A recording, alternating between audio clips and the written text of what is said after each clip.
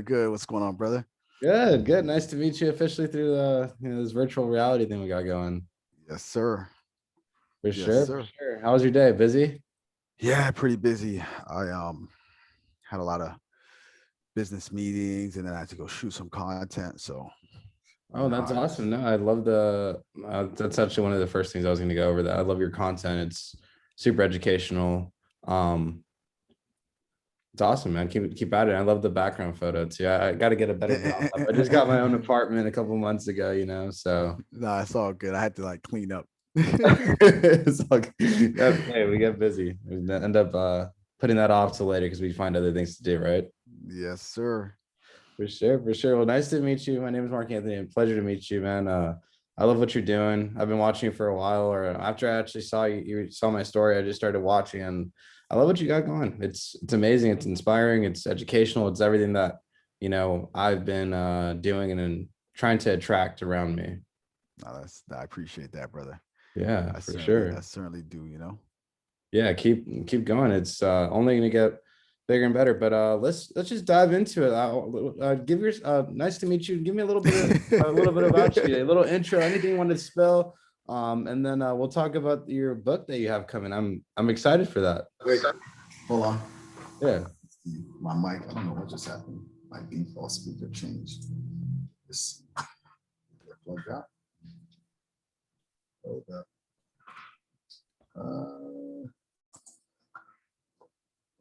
Second. No worries. There we go. Can you All hear me? right. Yeah. Can you hear me? Yeah, my headset got plugged out. I'm about to just take it out. Is that better? Can you Yeah. hear me now? Clear. Perfect. Okay, perfect. Um, so what was the question again? Yeah. Just whatever you want to spill about you or whatever, give the people a little bit of background of you. Whatever you want to give. um, The rest they could find so out. yeah, so my name's Yemani Mason. Uh, I am a mortgage loan originator, Okay. by day, philosopher by night. Like that. um, I try to educate people, right? My mission is to educate people on home ownership. That's why I got into this industry 4 years ago. Um, I've always been around real estate. My mother was a realtor. She is a realtor, I should say, and she's been a realtor for over 20 years now. And so, it's always been kind of an industry that I liked. Never really thought I would be doing mortgages, to be honest with you, because my background Right. is really in tech. I've had a couple startups, I've had a couple different businesses that were really good and in the tech space. My last so it's funny. I kind of got into this industry uh, kind of mistakenly, I Right. guess, or not even really mistakenly, because I believe everything happens for a purpose. But it wasn't fully intended. Nah, not at all, not at all, and that's a whole story on its own. Yeah. Um, but it's something that is fulfilling, Hmm. um, and it's something that I enjoy, right? Because I'm helping people achieve home ownership, which is also the quickest way to wealth, especially Right. in this country. Right. Um, and most of my clients are first time home buyers, which is what I really specialize in, and a lot of lenders out there maybe don't necessarily like to work with first time home buyers because it is a frustrating process for people. One of the things that I tell people is it's pretty much going to be like buying your first home is pretty much like giving birth, right? That's the equivalent of the stress level, right? That's the only other thing that I can compare it to, Right. especially as a first time home buyer. The second time around, third time around, it gets less and less stressful. It's just like having a second baby and a third baby, right? You're able you to know, juggle it a it's little better. it's still stressful, but you kind of know what to do, right? As Right. a first time home buyer, just like a first time mama or daddy, you kind of feeling your way around, right? So there's a lot of, not, I wouldn't say pressure, but there's just a lot of anxiety in a lot of clients who aren't really educated about the process. So that's been my number one thing for since I got into this industry is really just educating people, at the Right. end of the day, giving people the resources to be able to make a educated decision. And it's really what's brought me the most success, right? Is being able to provide that education. And naturally that turns into content because I'm dealing with a lot of different scenarios. Yeah, um, for sure. and it's like I said, it's something that for me is pretty fulfilling. Yeah, and this is a good that's a good plug for what I was gonna ask you next. Like how did or when did you realize how important your presence online was gonna be for the digital real estate market or just digitally how you have been doing? So funny enough, my profile like 4 years ago was private before I got into this industry. Right. Even though I was kind of like successful, right, in a sense, right. Um, Yeah, for sure. I really was a private individual, so like stepping into like the social media realm was kind of, at least on a personal level, right? I've done it for businesses, I've done it for my startups, online marketing. I've been really good at it, but I just, I kind of was always a very private person. I kind of still am. I'm a homebody. Yeah. People think I live this luxurious life, but I promise you, like I spend most of my time at home, right? Maybe walking my dog, and every once in a while, I might venture out, right? Mostly to shoot content, to be honest with you. Yeah. Um, so yeah, so going back to your question, That's good. um, really, I started 4 years ago. Um, I created this brand, as you see here, called Secure the Funding. Yeah. Um, and I really just, I kind of pushed myself out of my comfort zone. Right. It was really uncomfortable for me at first. And if you go back and you look at my content from 4 years ago, you'll see, right. And that was after like 10 takes, and it still looked Oh, uncomfortable. You know, uncomfortable, of course, I'm but it's talking like 10 cool. takes, and it's still like nothing compared to what I'm shooting now, right? That's part of the process, though. That's It okay. is it is part of the process because now I do everything in one take, right? I can't tell you when's the last time I had to do 2 takes on a shoot. But again, it's a process, right? You start at the bottom, right, and then you build on top of that, and it's building blocks.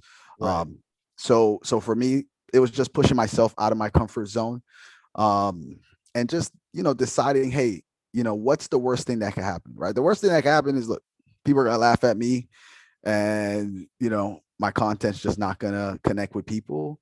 But the best thing that happens is I could possibly reach a lot more people and change a lot more lives. Right. um, so I mean, for me, it was kind of like, okay, I weighed the costs, I weighed the benefits, I weighed the pros, I weighed the cons, and I just decided to kind of step out there. And actually, it's funny because when I decided to do that, I was watching a Gary Vee video, right? And Gary Vee was talking about, hey, like just start creating content. You never know what's gonna happen, right? And at the time, I had like less than 1,000 followers, right? Right. And so I was like, okay, like let me just take Gary's advice, you know. Um, and so I just started creating content, and it wasn't really until, I mean, I was doing videos like at least 2 or 3 videos a week consistently for the last 3 years, probably. Um, and I would say that it wasn't until last year, like right around the pandemic, that I actually started to kind of see results as far as like social media following and whatnot. And that actually happened organically because I started a campaign down here in Miami called Mhm. 20 for 20, right? And Okay. so it was basically just we wanted to go out and feed 20 hospitals, right?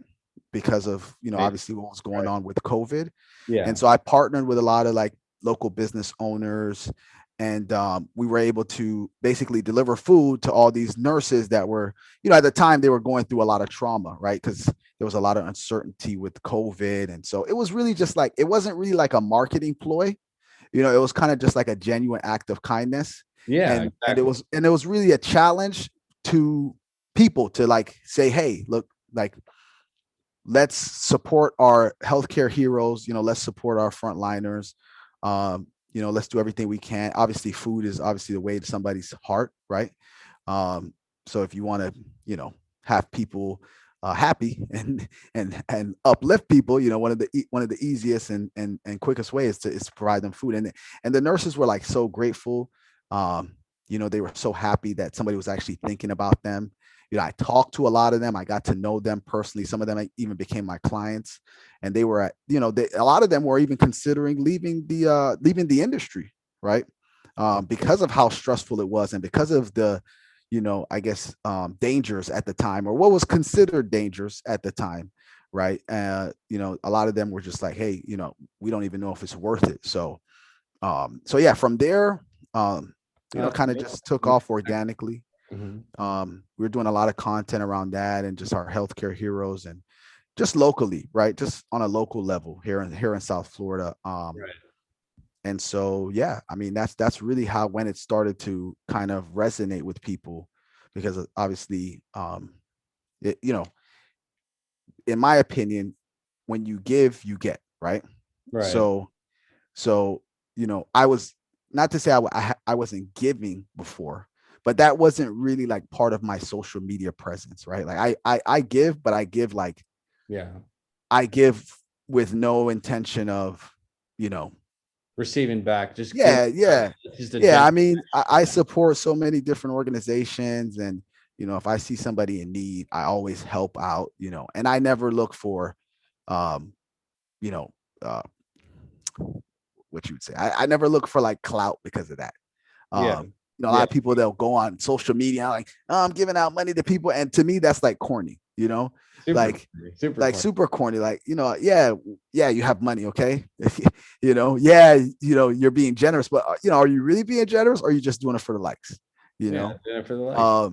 pretty much you're doing it for the likes, and my thing was, I wasn't doing it for the likes. I was doing it to genuinely say, hey guys, this I'm doing this. community, You could do it too. yeah, we need to rally behind this community. We Yeah. need to rally behind our healthcare heroes. We need to, help them in whatever way we can. And like I said, it was also getting local businesses involved. So, the I guess social media exposure, because we didn't really, like, I didn't push it to like media. Like I wasn't trying to get like Channel 7 News or CNN to come out and like Right. document it. Like I didn't put out a press release. It was more like organic. Like, hey, I Yeah. put it out on social media, and then like people were just hitting me up, like local business owners. Hey, how can I support? How can I support? How can I support? So I was like, okay, look, let's why don't you sponsor this hospital, right? Why don't you sponsor that hospital? So I ended up probably sponsoring like maybe a third, maybe a little bit more, and then we got local business owners to sponsor the rest, and Yeah. then that was how we were able to hit that many hospitals. And I think we actually hit a little bit more than 20, but the goal was 20, right? So, That's which huge. is That's which is amazing. pretty much like every hospital here in South Florida. Like there's like 20 major hospitals, right? Like so that was the goal, was to hit like pretty much all the major ones. Yeah, that's huge. I mean, of course, it's going to impact, and people are it's going to catch attention. And I feel that more than anything, why you did that too is to really just to get everybody else's attention, and in the sense of like coming together, we're stronger together. I think you muted yourself by accident. Yeah, sorry, my son just came in the room. That's okay. Mm. So yeah, we are stronger together, and that's something that a lot of people don't realize, right? No, yeah, and Hey, this is oh yeah, sorry, hold on. like this is my son.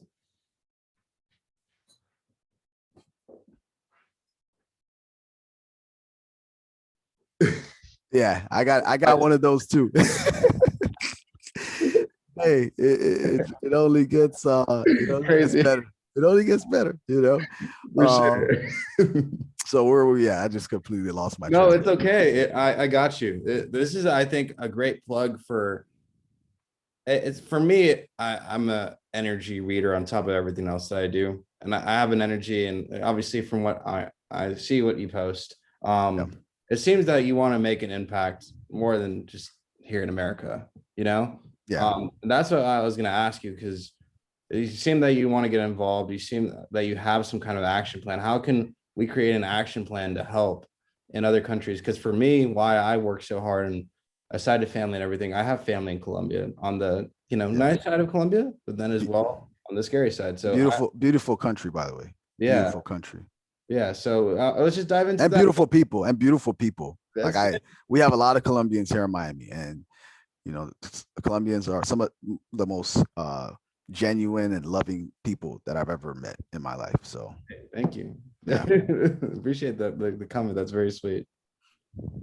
But yeah. So sorry, what were you saying? Didn't mean to cut you off. No, no, no. How do you think we can go about? I mean, obviously, eventually, or I mean, the sooner the better. But we have a lot of things on our plate. How do you think we can go about it? Taking action plans to where you want to, contribute, or where you want to go to, or where you would like to impact. With obviously, money is not everything, but money is a tool to help give food, water, resources that unfortunately in many countries don't have. Not only I'm sorry, I can't think, it's been a crazy day. Where have you been the posts that you've been putting up everywhere, just in general, like where do you want to impact the most, and where would you go first outside of the US? So I mean, to me, it's like wherever you can go. Like, Yeah, and nowadays, where can't you go is the question, right, right? right, Um, with the power of the internet, right? You can go anywhere. You can impact any community, right. even the most furthest communities, in the jungles of, the Amazon, or the islands of, the Indian Ocean, right? So so yeah, so I mean, in my opinion, it's wherever you can make an impact, just make an impact, right? And so, I champion causes that are close to my heart, Right. and I make it a point um to not necessarily like promote like what I'm doing as far as giving, but to be able to bring attention to those causes. Sure.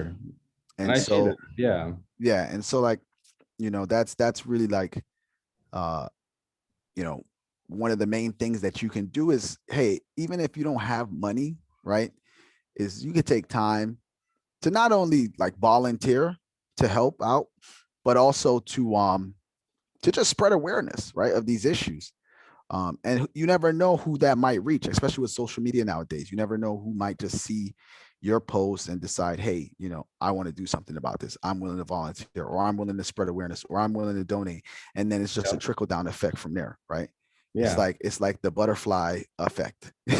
Yeah. One Sure. butterfly starts going and it just changes the entire world, right? Or it creates a hurricane, Exactly. Um, so I mean, that's to me, that's like something that anybody could do, is spread awareness, and something that we all should do as far as causes that are near and dear to your heart. And really, like, for me, more than anything, uh I kind of just go with the flow, like when things come to me, I decide, hey, I'm gonna get behind this, or I'm gonna donate, or I'm gonna spread awareness. I don't really like go out looking for causes per se. Right. When things come to me is when I really like say, okay, this is something that is touches my heart. Which most of the things that I come across that are like, uh, charities, or different, uh, foundations, or different, just different causes. For the most part, like, I am pretty generous, right? And so I'm pretty caring of people. Um, and so, like, just like for me, like, it's just natural. Like, I don't even know how to explain it. Like, if I see a homeless person on the road, like, if there's 100 cars in the line and nobody gives them money, like, I'll give them money, right? Yeah. For Um, sure. I That's cool. mean, not the crackheads, right? Yeah. Because I don't want to empower that, that addiction.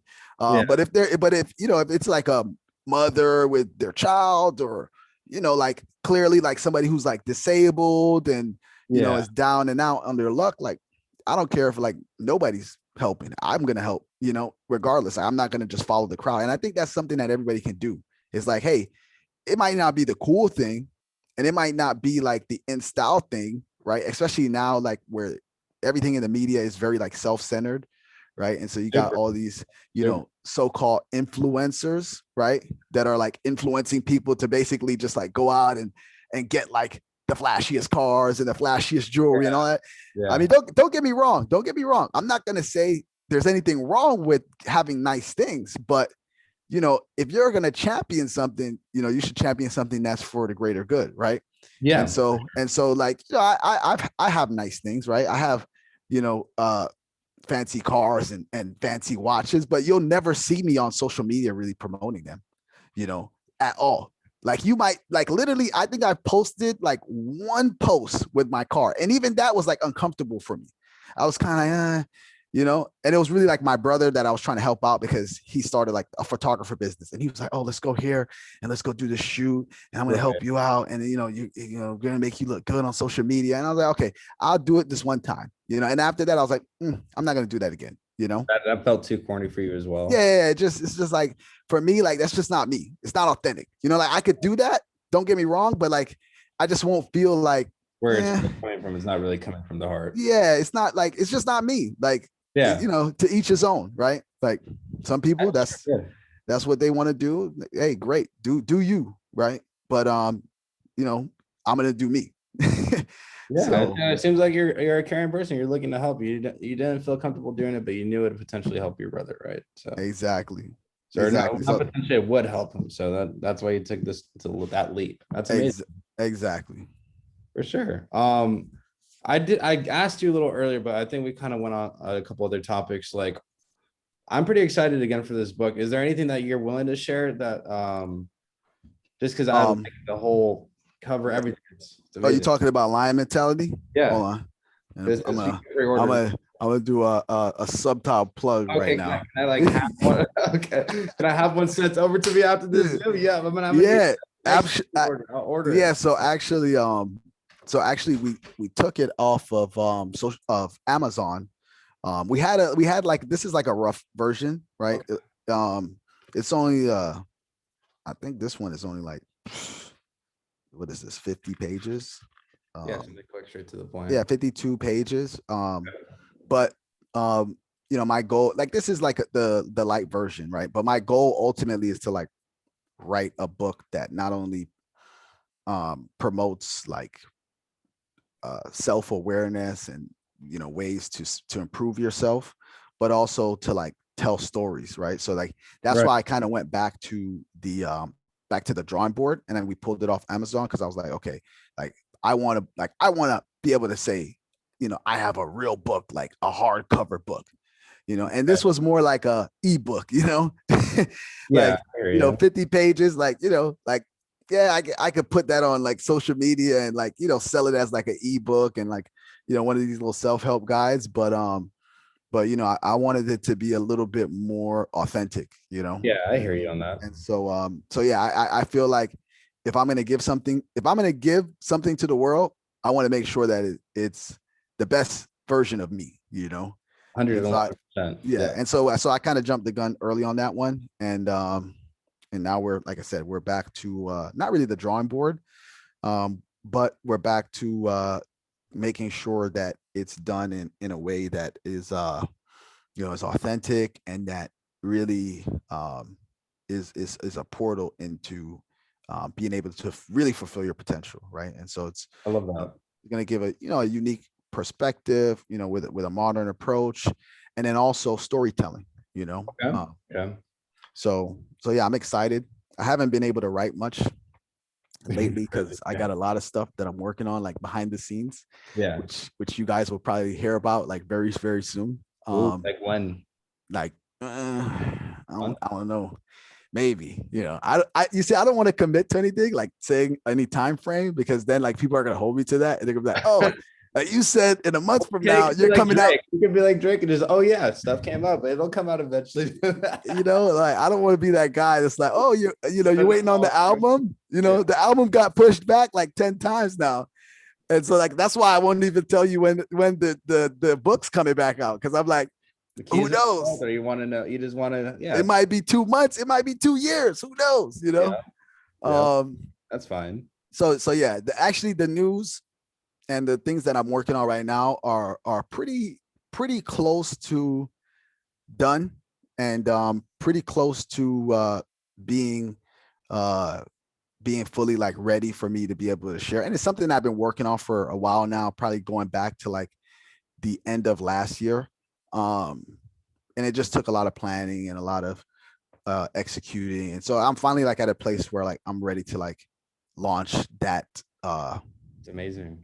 that project pretty much. And the most simple aspect, what it kind of, because writing a book, it's nerve wracking, you know. I'm working on Yeah. that myself. What pushed you to finally do it? Was it Gary Vee? Was it yourself? When did you realize like, okay, like I'm gonna do this? Like just like making other content, like I'm gonna go ahead and go for that. So I'm gonna be honest with you. Like I went through a very rough patch Okay. at the end of last year. You know, Okay. I lost my uncle, who I'm named after. I'm sorry. Uh, my grandmother. Well, she didn't die until like January, but she had caught COVID in Sorry. December, and then I just had a lot of stuff that was going on that kind of just built up. You know, especially with the pandemic and COVID Right. and all that.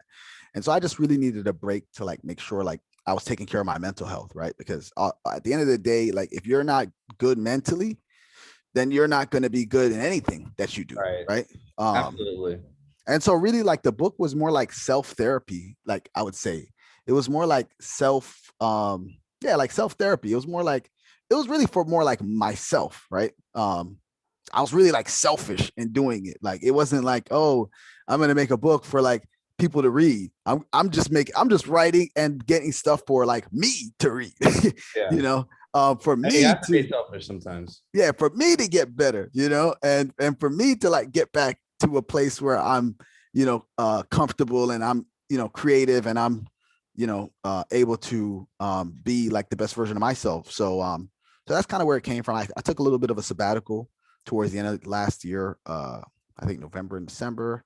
I kind of just took a break, you know, did some traveling, It's took good. some time to kind of reflect and write and read. I was reading a lot of stuff. Like I think I bought like 20 books. Probably read like Nice. 15 of them.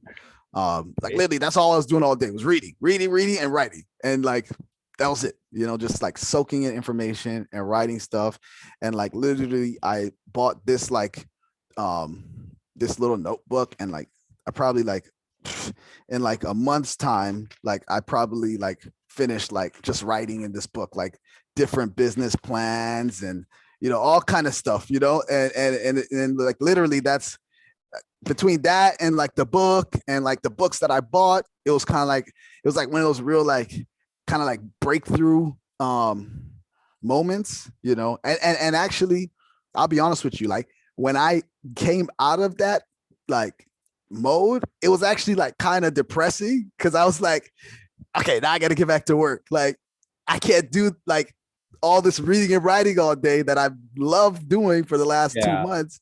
And like I really would like love to continue doing that, but obviously I have obligations and Absolutely. I have children and I have life, right? So I can't, and life must go on, right? Like I have clients and I have partners that depend on me to help them out, and like everybody was kind of like, when are you gonna come back? Person that I trust to do like to handle my clientele or to get my loan approved, right? And so I had a lot of clients that were just like, hey, Dying need of Mr. Mason. yeah, it was like very Exactly. like That's a I good. got to get back in the game now because like everybody's like kind of pissed off with me that I took this break, and like I kind of had like time to get clarity and clear my mind and that kind of stuff. And I don't even know Yeah. why my speaker is not working now. No So, worries. anyways, we'll talk on this. I'm gonna take this off. Can you Okay. hear me still? Yeah, I can hear you. Yeah. Yeah. So that's a good question too that I was gonna ask. So I was watching one of your videos on your website, and I already know this, but it seems that there's a lot of information that you have to go over with your clients all the time. And for sure, for some clients, you probably have to repeat a couple times. Have you seen the use of like creating scripts, or like how do you go about it? Because there's just so much information that you have to tell and go over for these different clients that you're handling. How do you go about making your scripts? Because the start of COVID for me, I created my own script and started working with a small company when was able to sell when people weren't quote unquote spending money. So like, how Yeah. do you that like that preparation in the sense of scripts or going over what you have to go over like really helps you out for the long run and for the Um, you mean like scripts, like in terms of like talking to clients, or like scripts in terms of like content? Which one?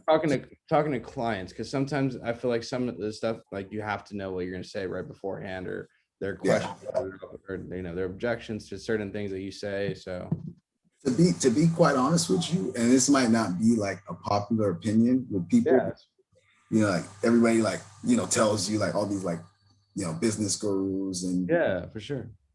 like coaches and mentors will tell you like, oh, you need like the perfect script, and you need to be ready to like overcome every objection. And for me, like, that's cool. Don't get me wrong. Like I've read that stuff, and I have coaches like myself that kind of like tell me, okay, yeah, this is what you need to do, and I soak it all up. But at the end of the day, I'm just myself. I'm authentic, right? That's good.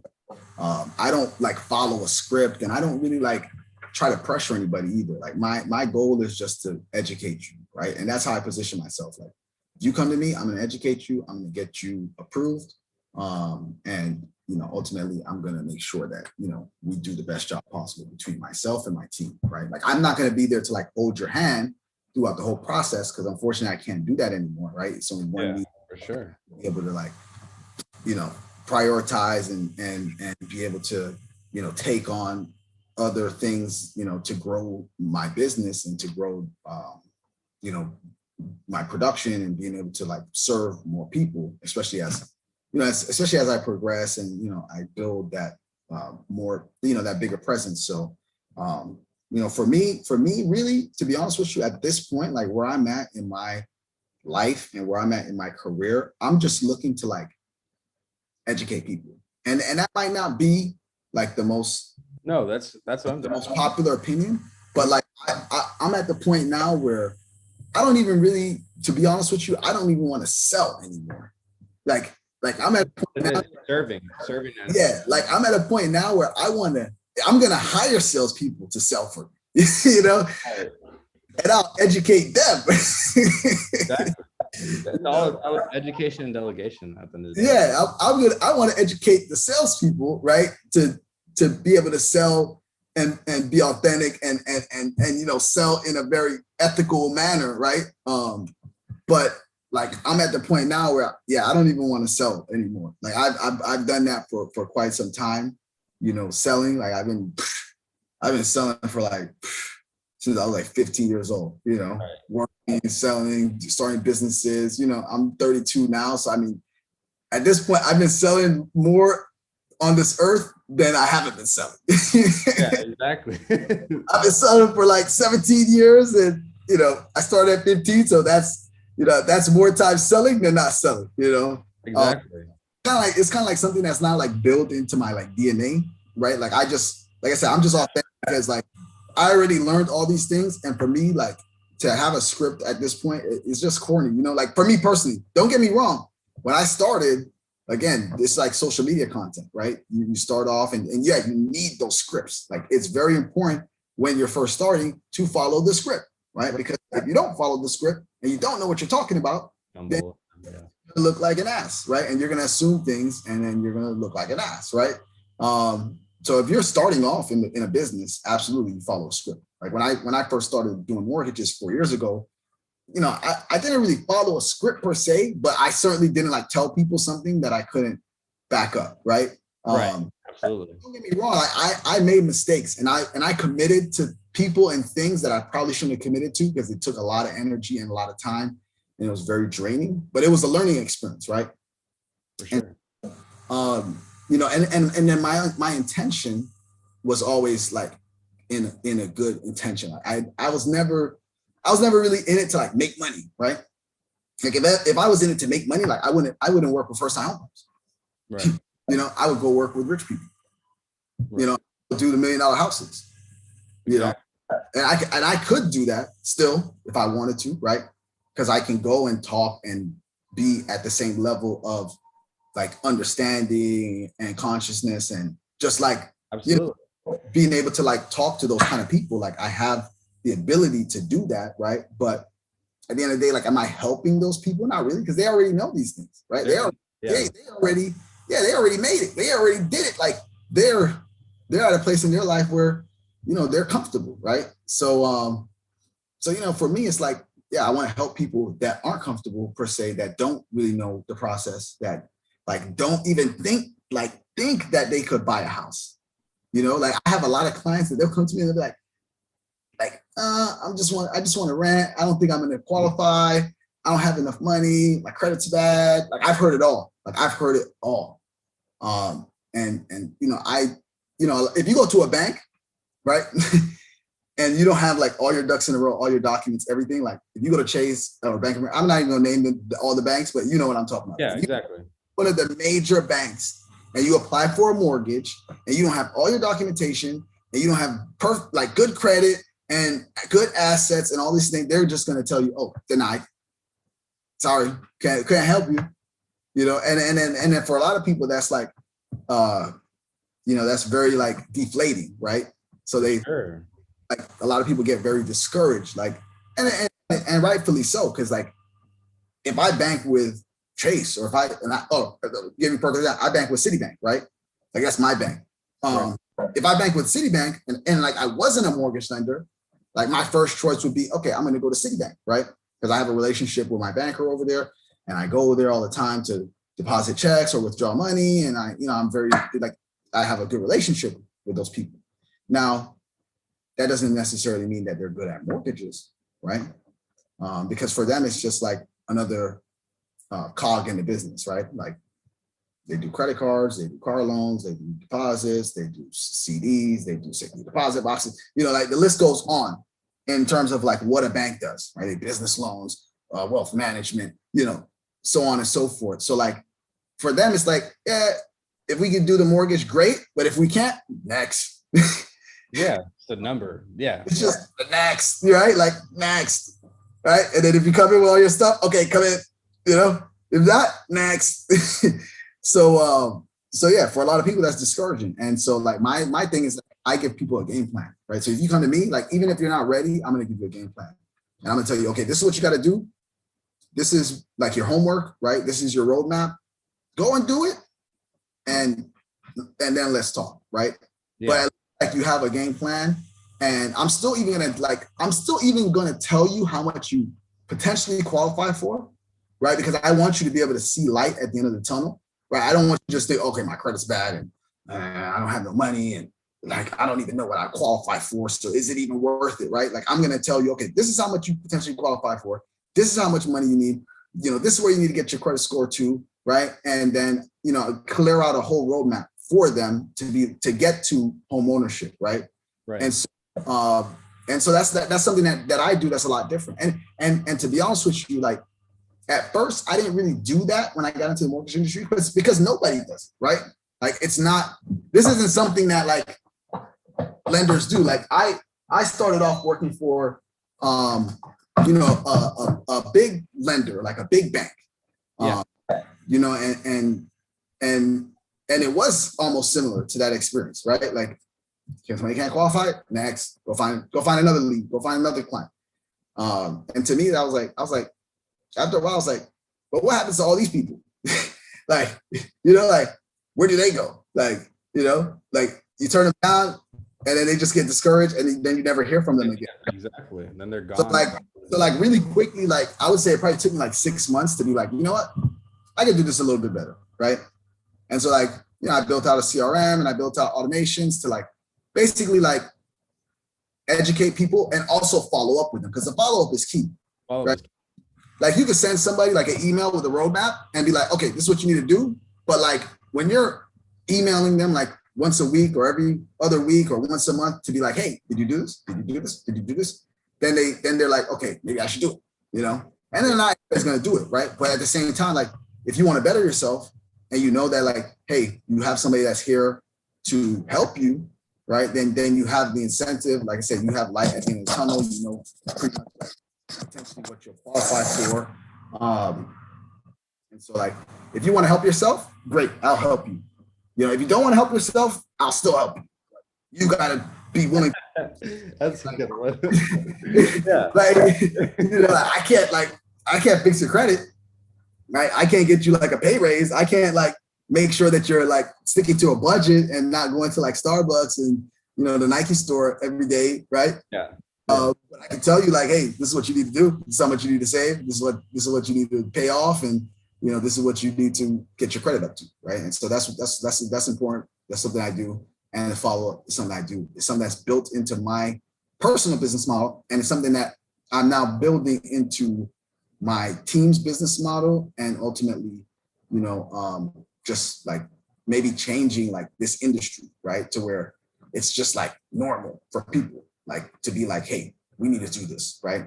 So I mean that's like it starts, like I said, it's butterfly effect. It starts with one person, and they're like Yemani gets a lot of business back, right? Like 1 out of every 2 people, they come back to me. Over time, if I talk to 100 people, that's 50 potential clients down the road that I didn't have before, right?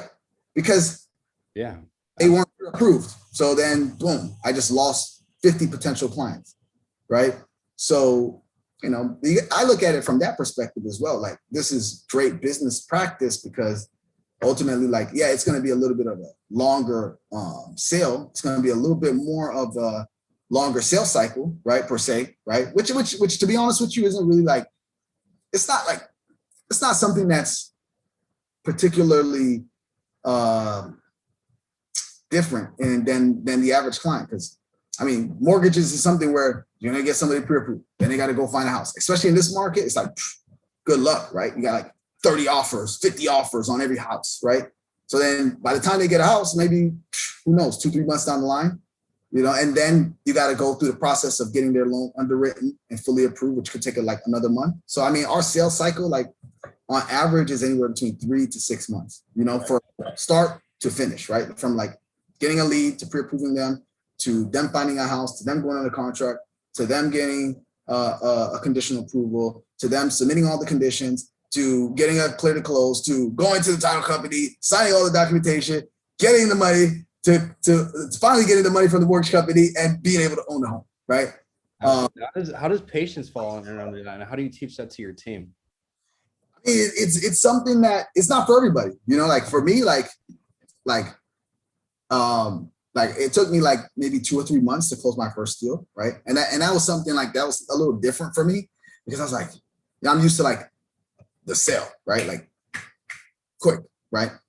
But I mean, look, you're talking about commission on a $300,000-$400,000 loan, so the commission is a lot more, right? Like, one mortgage is probably like the equivalent of like somebody going out and selling like 100 direct TV packages, which might take them the same amount of time, right? I'm just making my money in one lump sum. They're making their money like over time, right?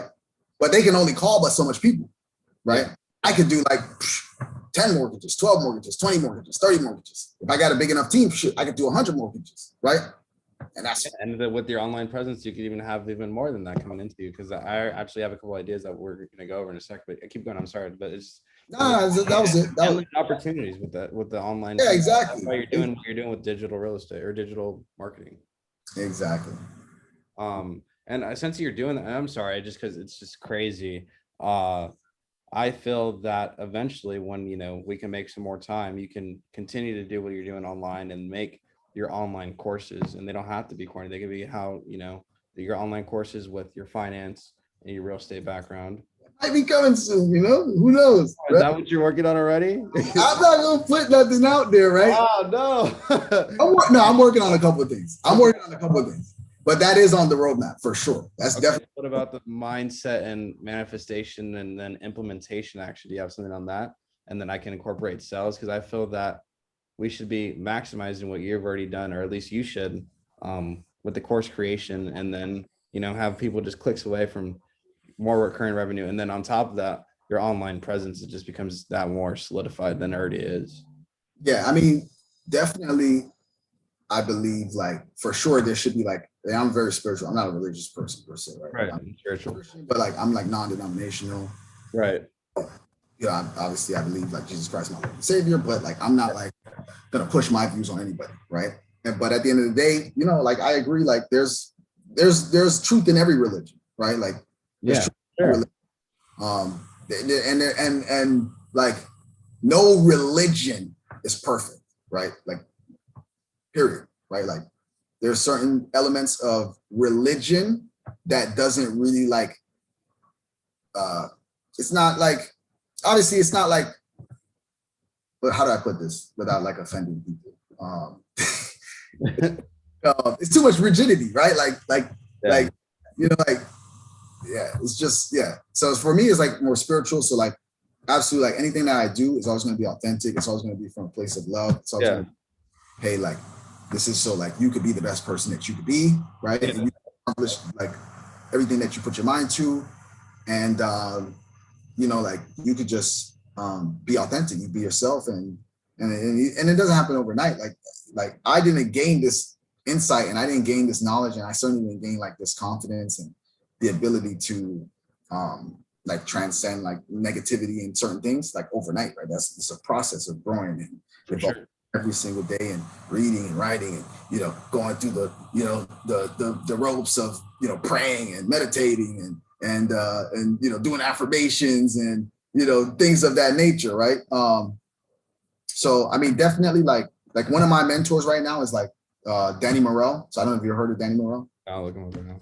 Yeah, so Danny Morell is so I'm gonna plug him right now because I'm actually in his coaching program. Okay. So Danny is a real estate agent who sold his real estate company that was doing $1 billion a year about a year ago, right? And then basically he was doing real estate coaching before, but now he's doing a completely different type of coaching. And he's still doing the real estate coaching, but he's basically like taking his real estate coaching program and the real estate agents that he's coaching, and he's like now teaching them like about spirituality and certain things, right? It's just like, and that stuff is going to take you to a higher level, right? Naturally. For sure. Right? And this is the guy that like was used to selling and being like super competitive. And like, now if you see him, he's like, you know, right. He's at like peace. Zen, yeah, he's like Zen-like, you know, like just get around him and his aura is just like, oh my God, I got to listen to what this guy said, you know? So for me, like that, like stuff like that is awesome, you know, when you mix it in with like business, but it's also like personal growth, and self-growth. Yeah, personal development, right? Like, hey, not only do I want you to like make more money, but I want you to be a better person. You know, like I don't like, you could make money and be a douchebag, or you can make money and be like a respectable citizen that, you know, actually cares about other human beings and just doesn't care about like self-gratification. I'm not saying that you can't care about yourself, right? Because definitely you have to care about yourself in order to care for others, right? Like you have to love yourself in order to love other people, right? If you don't love yourself, how are you gonna love other people, right? Yeah. Hey, love thy neighbor like you love thyself. So if you don't love thyself, you certainly gonna love thy neighbor. Yeah, exactly. So nothing's wrong with like self-love and doing things for yourself to, you know, like I said, fix your mentality, right? Like fix your mental health or whatever the case is, like gain that enlightenment or whatever you want to call it, right? But at the end of the day, definitely like there is for sure a business element that can tie into that I think a lot of the so-called influencers and not doing so-called business gurus. No, some of them are doing it. They're just promoting it, right? Like they're like it's like a secret, right? It's almost like the Illuminati, right? Like we gotta keep this a secret so we can stay at the top of the pyramid, right? Or whatever you want to call it, right? Like like whatever you like, you know, if you don't believe in conspiracy theories, whatever, you know, like I don't really believe in conspiracy theories per se. I just believe in like what I see and what's true. Right.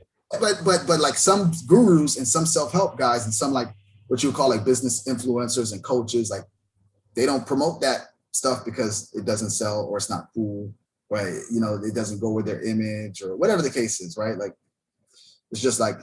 But obviously you go against the crowd. You don't care about what other people think. I mean, you know where your place comes from, you know? Yeah. I mean, I'm going to be honest. Like sometimes I go with the crowd, right? Like if I feel like it, right?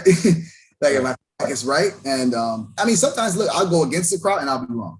And sometimes I'll go with the crowd and I'll be wrong. But I'm fine with that. Like everything is growth, right? Everything is a lesson, right? Like I have a reality show that I want to work on that we haven't started filming or doing anything yet, but it's called L's and W's, right?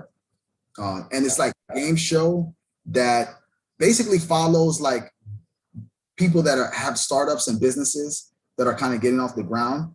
And like much it's almost like, have you ever watched have you ever watched Impractical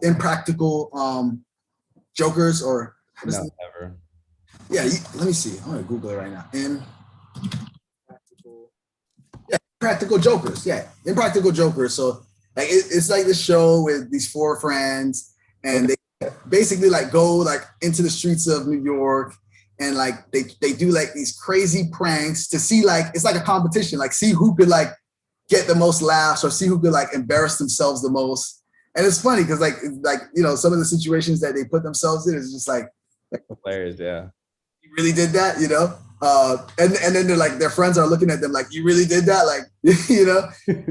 It's just funny because it's like they have that camaraderie and they have like that energy and that just that kind of like flow with each other. So like basically it almost be like an Impractical Jokers, but like for businesses at the same time. But basically like the concept is every so L's and W's. So every W is obviously a win, right?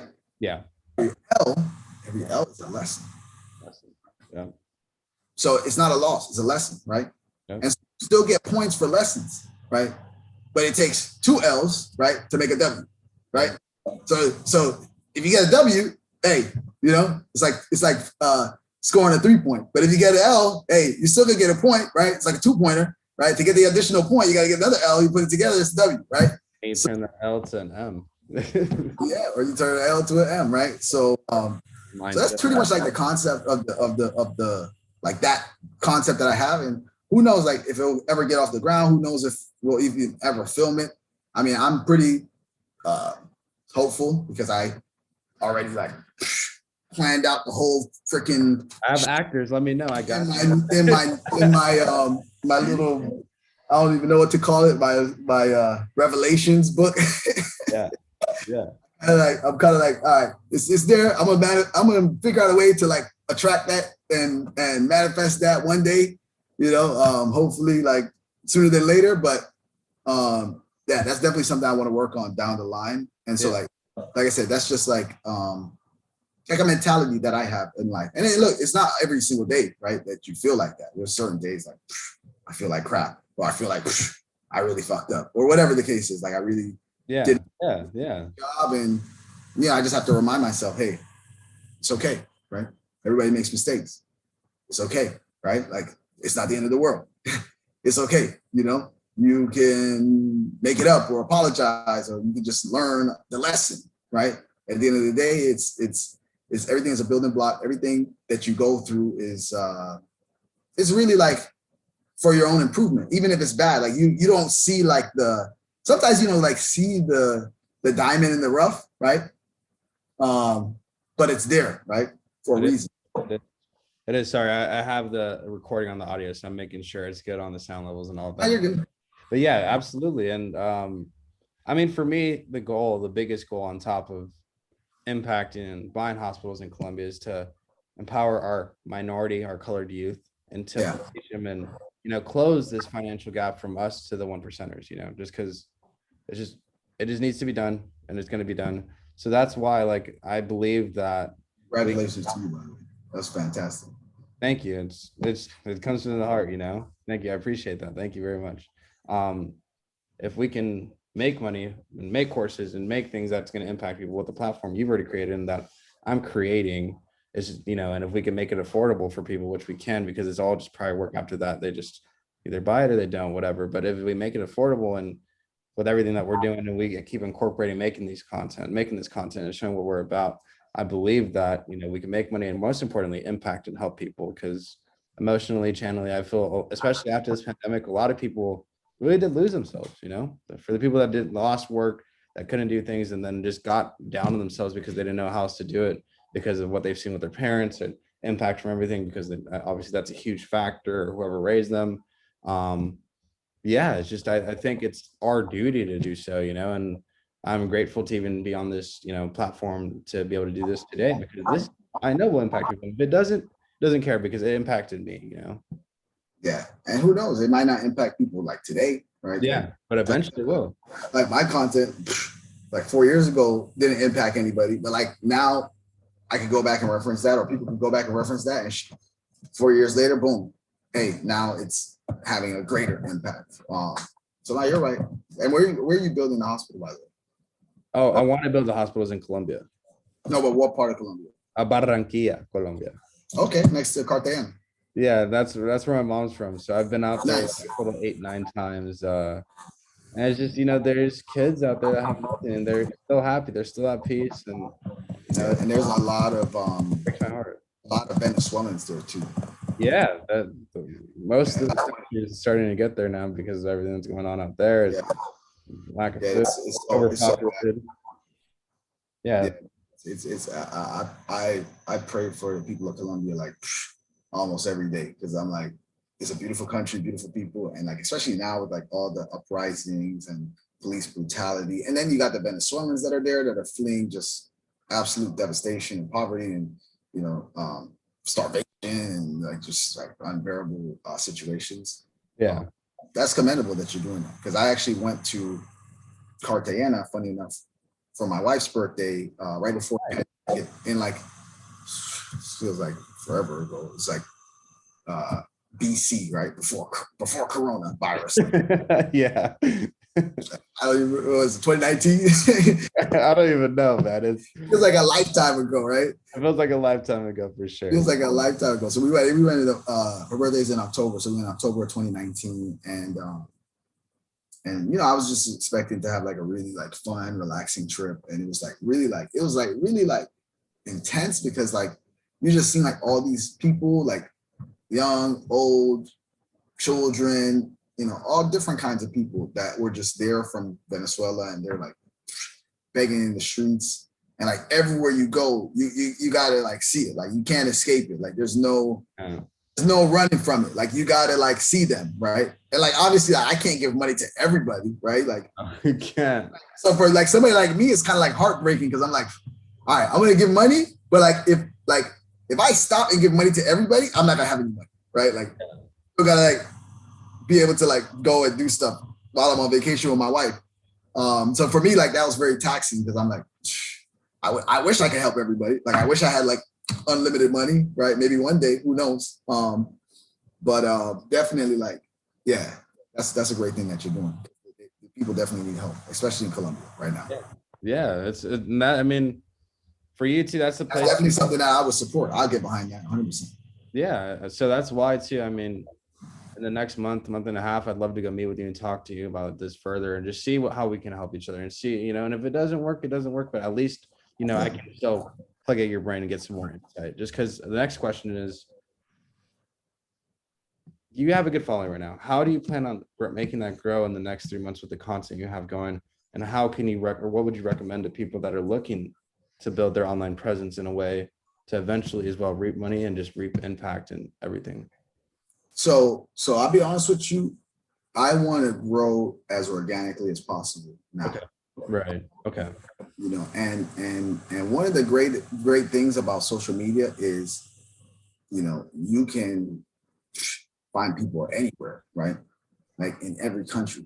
So it's not like necessarily like you're limited geographically. Like I'm in Miami, I'm in Florida, but like most of my followers are like all over the US, all over the world. You know what I mean? Like most of the people like aren't here locally. Like the majority of my followers are probably like definitely, I know for a fact, are outside of my local and even location. So that first of all, that's like the best thing is that the power of social media, you can reach anybody, right? And ultimately, like whatever you're doing is going to connect with somebody, right? Especially if you're authentic, like if it's coming from a place of like authenticity. Yeah, for sure. That's like the first thing. It's like being authentic. The second thing would be definitely like hire an expert, right? Like there's nothing wrong with that. For a long time, I felt like, I just need to do everything myself. And I just put it like all on myself. Like if it's succeeding, then it's on me. If it's failing, it's on me, right? Like, and again, no man is an island, right? Like you need to have a team in place. So like, I understand like everybody can't like afford like, a big social media agency to like help them and, tweak their image and, help them get followers or build like their own little lane and niche. But there's a lot of companies out there, to be honest with you, that do it for like pennies on the dollar. And there's a lot of services out there where you can go out and like follow people to get them to follow you, right? It's like follow for follow, and that doesn't cost anything, right? I mean, you got to follow a lot of people, right? But like, who cares? Like, if you follow a bunch of people, if you got 5,000 followers, you're following 5,000 people, you're still got 5,000 followers, right? Like, some people just look at it like, oh, I want to have 5,000 followers, and I want to have like 50 people that I follow, right? Like I want more people to follow me than like I follow, and so like for me, like I never was like that. Okay, but get that. Listen. Yeah, but I'm on a call. Thank you. Okay, here. Pretty. There you go.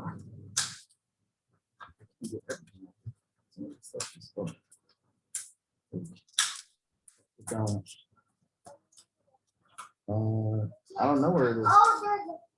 There's a bug. Okay, I can't get this one open. I'll get it. Don't worry. Here, take it. Sorry. Here, take it. Okay. No worries at all. Here. All right, you gotta this. Where is? I don't know. I gotta get the other one. I'll find it. Don't worry, I'll find it. It's probably somewhere over here. But Daddy can't look for that one. Give me a second. Sorry about that. No, it's okay. I'm sorry. I know it's later over there too. Thank you. Yeah. Again. Why aren't they asleep? Like looking at the clock, like why are they not sleeping right now? What is going on? Like,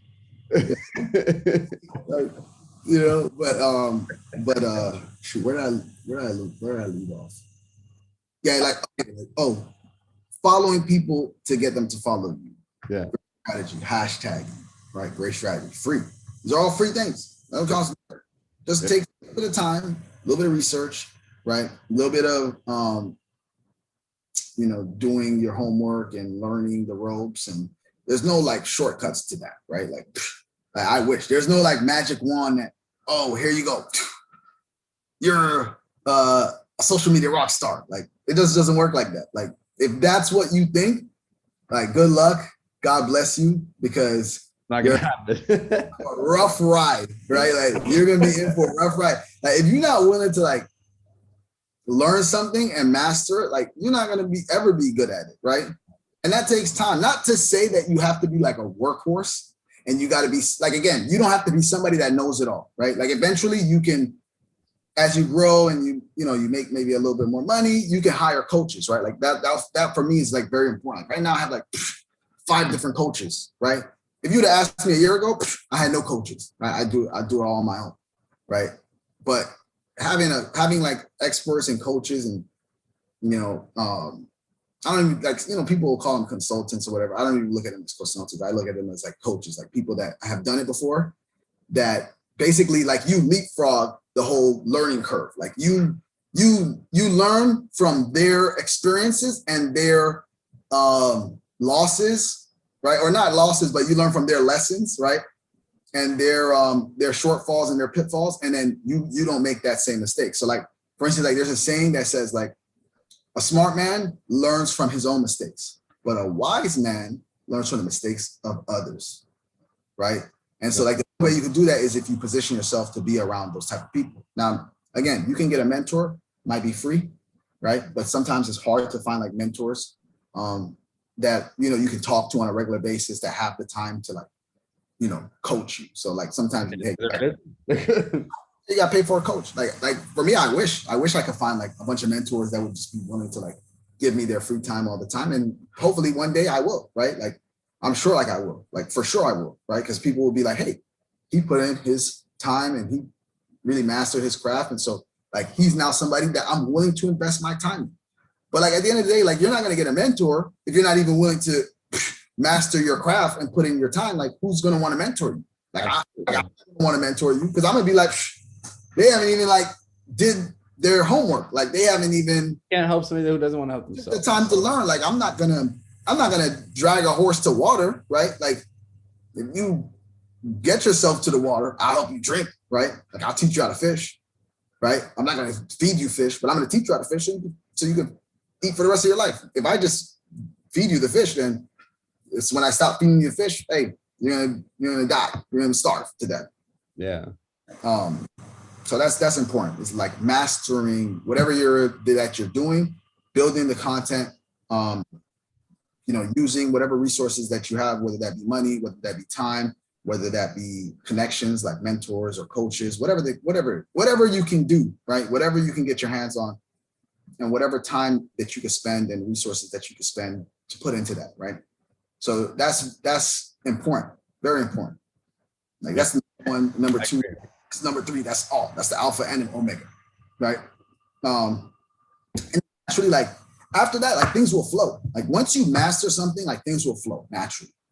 Like that's just how everything works. Like you have to get to a point of mastery in order for you to like get to that flow, right? Like it just doesn't happen overnight, right? And that doesn't, and that honestly, like a lot of people think like it's a hard thing. Like, oh my God, I'm gonna have to do this and I have to do that, and I'm gonna have to grind, and it's gonna take so much time, and it's gonna take so much energy, and I'm not gonna have a social life. And that's the wrong way to go about it completely. And to be honest with you, like, yeah, you might not have a social life, right? Like you may just have to like spend a lot of your time investing in yourself and in empowering yourself and in knowledge and just learning like hands-on experience. But like if you truly find something that you love, it's not gonna feel like that. You know what I mean? Like it's not gonna feel like, oh my God, I'm so like overwhelmed with like just work and I never have time for myself. Like for me, like I said, again, I find what I do fulfilling. So for me, like it's exciting. Like, oh, let me go learn this now. You know what I mean? Like that's fantastic. Like I didn't know this before. Like, great. Now I learned something new. What's next? You know? Yeah, like, exactly. What's next? And so I don't mind like working 16-hour days. Like I've worked 16-hour days, like probably more than I've worked 8-hour days, you know, for a good portion of my life. And so I've really like done that because I've tried to find things that I love, right? And then like if I don't love it anymore, then I go do something else, you know? Like granted, like I finally found something that I'm like, okay, I'm really good at this. And that doesn't necessarily mean that I won't do anything else, right? Like I might end up doing self-help. I might end up doing other things, right? But ultimately, like I had to master this first in order for me to be able to build a team that now can take over this business, to be able to mentor those people that I see potential in, that have, took in the time to learn this business, and for me to be able to free myself now to go and do other endeavors. But again, that doesn't happen overnight. It does. Nothing that's worth it takes time. Yeah, absolutely. Nothing happens overnight. Like literally, like I've tried it before. Don't get me wrong. Like I've tried to like take shortcuts and stuff. It never ends up working out though. Yeah.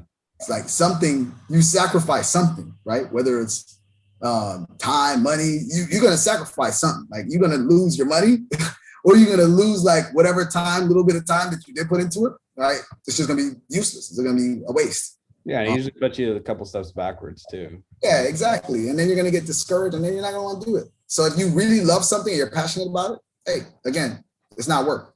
It's fun, right? Yeah, I'm able to do this today. I'm able to get up. I think it comes back from a sense of gratitude.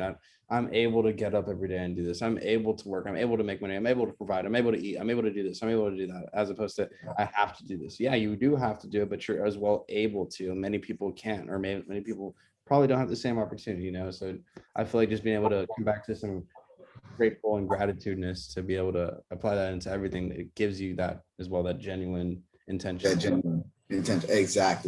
Exactly. And again, like me personally, like, hey, like you said, a lot of people went through things during COVID. So like, it's not uncommon to like feel discouraged or like, go through rough patches, especially with like all the trauma that we've been through, like in the last year now, that feels like 10 years, right? Like, Yeah.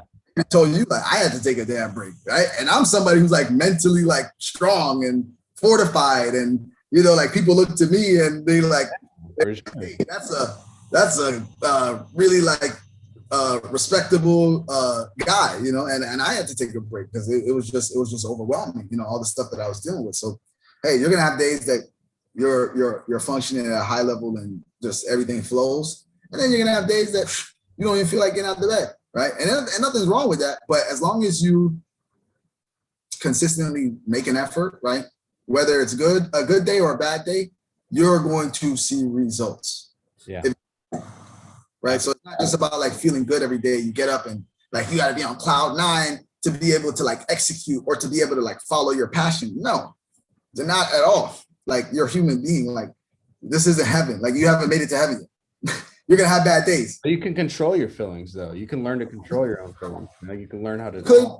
You could, but like if your dog dies or like your family member dies, like yeah, for sure, yeah, the effects. And my uncle died, like I can't control like being in grief. No, yeah, you know, like I'm not a robot. Like I wish I could. You took the right aspect. You embraced it and you said, "Look, I need to take some time for myself." Right. And it was growth, right? Like at the end of the day, we're not robots. Like we're human beings. So like you have to like lean into those emotions sometimes because that's where you find growth. Like sometimes it's in the darkest places that you find like the brightest lights, you know?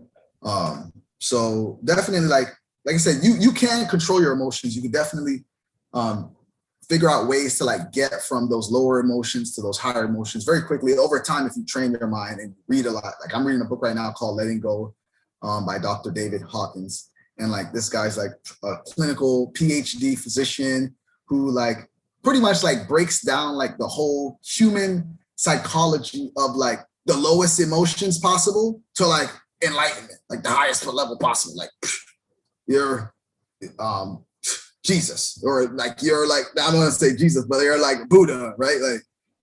Like how to get from that level to like that level to let go of like those lower emotions. And whenever anybody displays knowledge to you, write it down, take it down. Right, big time. I write down everything. Not actually, you know what I do? Honestly, me personally, you know what I do? I go on Amazon immediately and I just order that shit. Yeah, I got Amazon, Audible. Hey, because if I don't, I'm honest. Forget about it. No, I'll be real. Like I write shit down all the time, and like if it's not like in my face, like I'm not gonna remember. Yeah. Even this book, like I wrote a bunch of crap in this book. No, well, good stuff in this book actually. Stuff, but you don't have to. But I don't read it every day. Like I might read it like once a month now, and it just like reminds me of okay, this is like things that I like wrote down, and you know, I eventually one day want to bring to fruition, and you know, just kind of like remind myself every once in a while. But probably haven't read that in like 3 months now, right? Like consistently, or like even at all. So but then again, that's me. Like So since I have you on the topic of books, because this is a question I haven't even got to, and looks like we won't have enough time for everything I wanted to go over, but it's okay. What other books? Oh, by the way, one last thing. Yes. You asked what I want to do in 3 months. So what I want to do in 3 months is exactly what I'm doing now. So I just want to spread more truths, more light and love into the world. That's it. Like I don't want to just be that mortgage guy. Like, and that's why I never really branded myself as the mortgage guy. It's always been like educational and self help and kind of like, you know, doing things that a lot of people wouldn't necessarily do or don't take the time to do, right? So you're going to start to see a lot more like diversified content. And I'm already kind of like starting that pattern now where like I'll probably do 2 or 3 videos that are like really like more like generalized and have to do with like mentality and just like, you know, everyday life. And then I'll do like one video that's like mortgage related because, you know, obviously a lot of people still follow me and still like, you know, want to get that education from me because that's something that I mastered and something that I find, you know, pleasure in. And ultimately, like, I want people to like know, like, hey, this is my knowledge and here's how you use it. So yeah, sorry, I didn't mean to cut you off, but that's I'm glad you answered it for me. So I was just going to go off without the answer. They was like, you didn't get the answer for that one question, sir. Like, what's going on? But yeah. What other books would you recommend? Whether it's sales, fiction, educational, any personal favorites?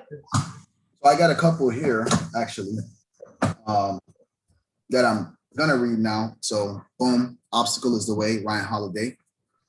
This one's funny and very controversial. The Subtle Art of Not Giving Up. I told you about the David Hawkins book. I really want to get into golf. So Ben Hawkins' 5 Lessons, The Modern Fundamentals of Golf. Okay. Oh, this is a great one. I really want to start reading very soon. Atomic Habits by James Clear. Big brrs on that. I like that. I like that. And that's just like a few. I got a whole like library back there of like That's good. either read or I plan on reading eventually. And I just kind of got into Audible too, which is great because like sometimes I don't really have the time to like sit down and read a book anymore. Because again, like I said, like, you're busy. Yeah. Busy. Like life comes at me and like I just gotta like sometimes, just put my head down and grind it out. But I'm making more time to like, spend time to like do more things that I love and like, take care of myself and my body, go on walks with my dog, spending time outside. I've changed my diet. I went vegan a couple of weeks ago. I haven't ate meat. Oh, okay. I haven't ate any animal products, milk, cheese, none of that stuff. For like a couple of weeks, I feel great. I don't miss it at all, right? It's something I wanted to do for a while, and I just kind of like putting it off. And like, okay, I was gonna take my time and go like pescatarian and vegetarian and vegan. And I just was like, you know what? Why am I gonna like? What's stopping me? What's stopping me from doing it right now? Like, everybody's like, oh, you're gonna be cold turkey. No, like I literally do not miss meat whatsoever. And there's so many different like options out there now with like Beyond Meat and Impossible Meat and this meat and that meat. And like these are like all vegan options, but they taste like chicken. Or good. You put some sriracha, ketchup, something on there. They taste perfect. No, it tastes just as good as like the real stuff. Like really.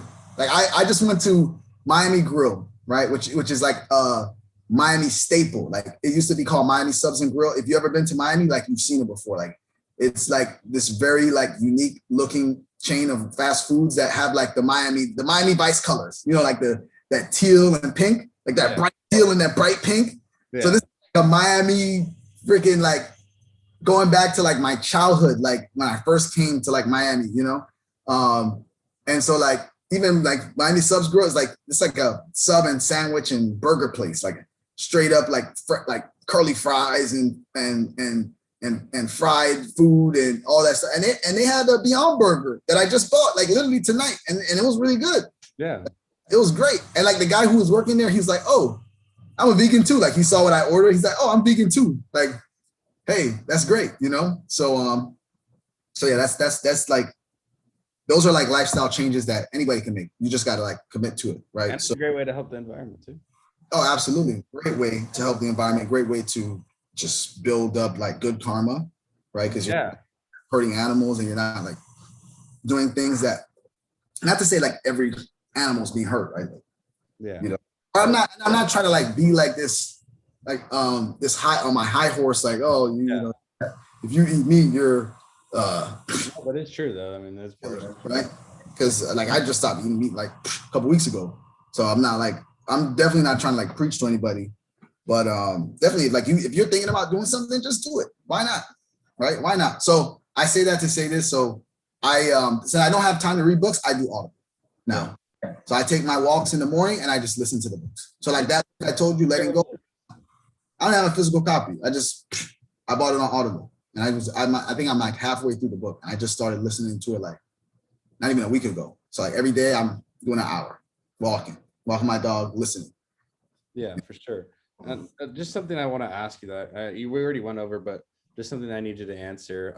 How important do you feel self-education is and your own self-due diligence ties into your everyday and from before when you really started your journey on what you're on now?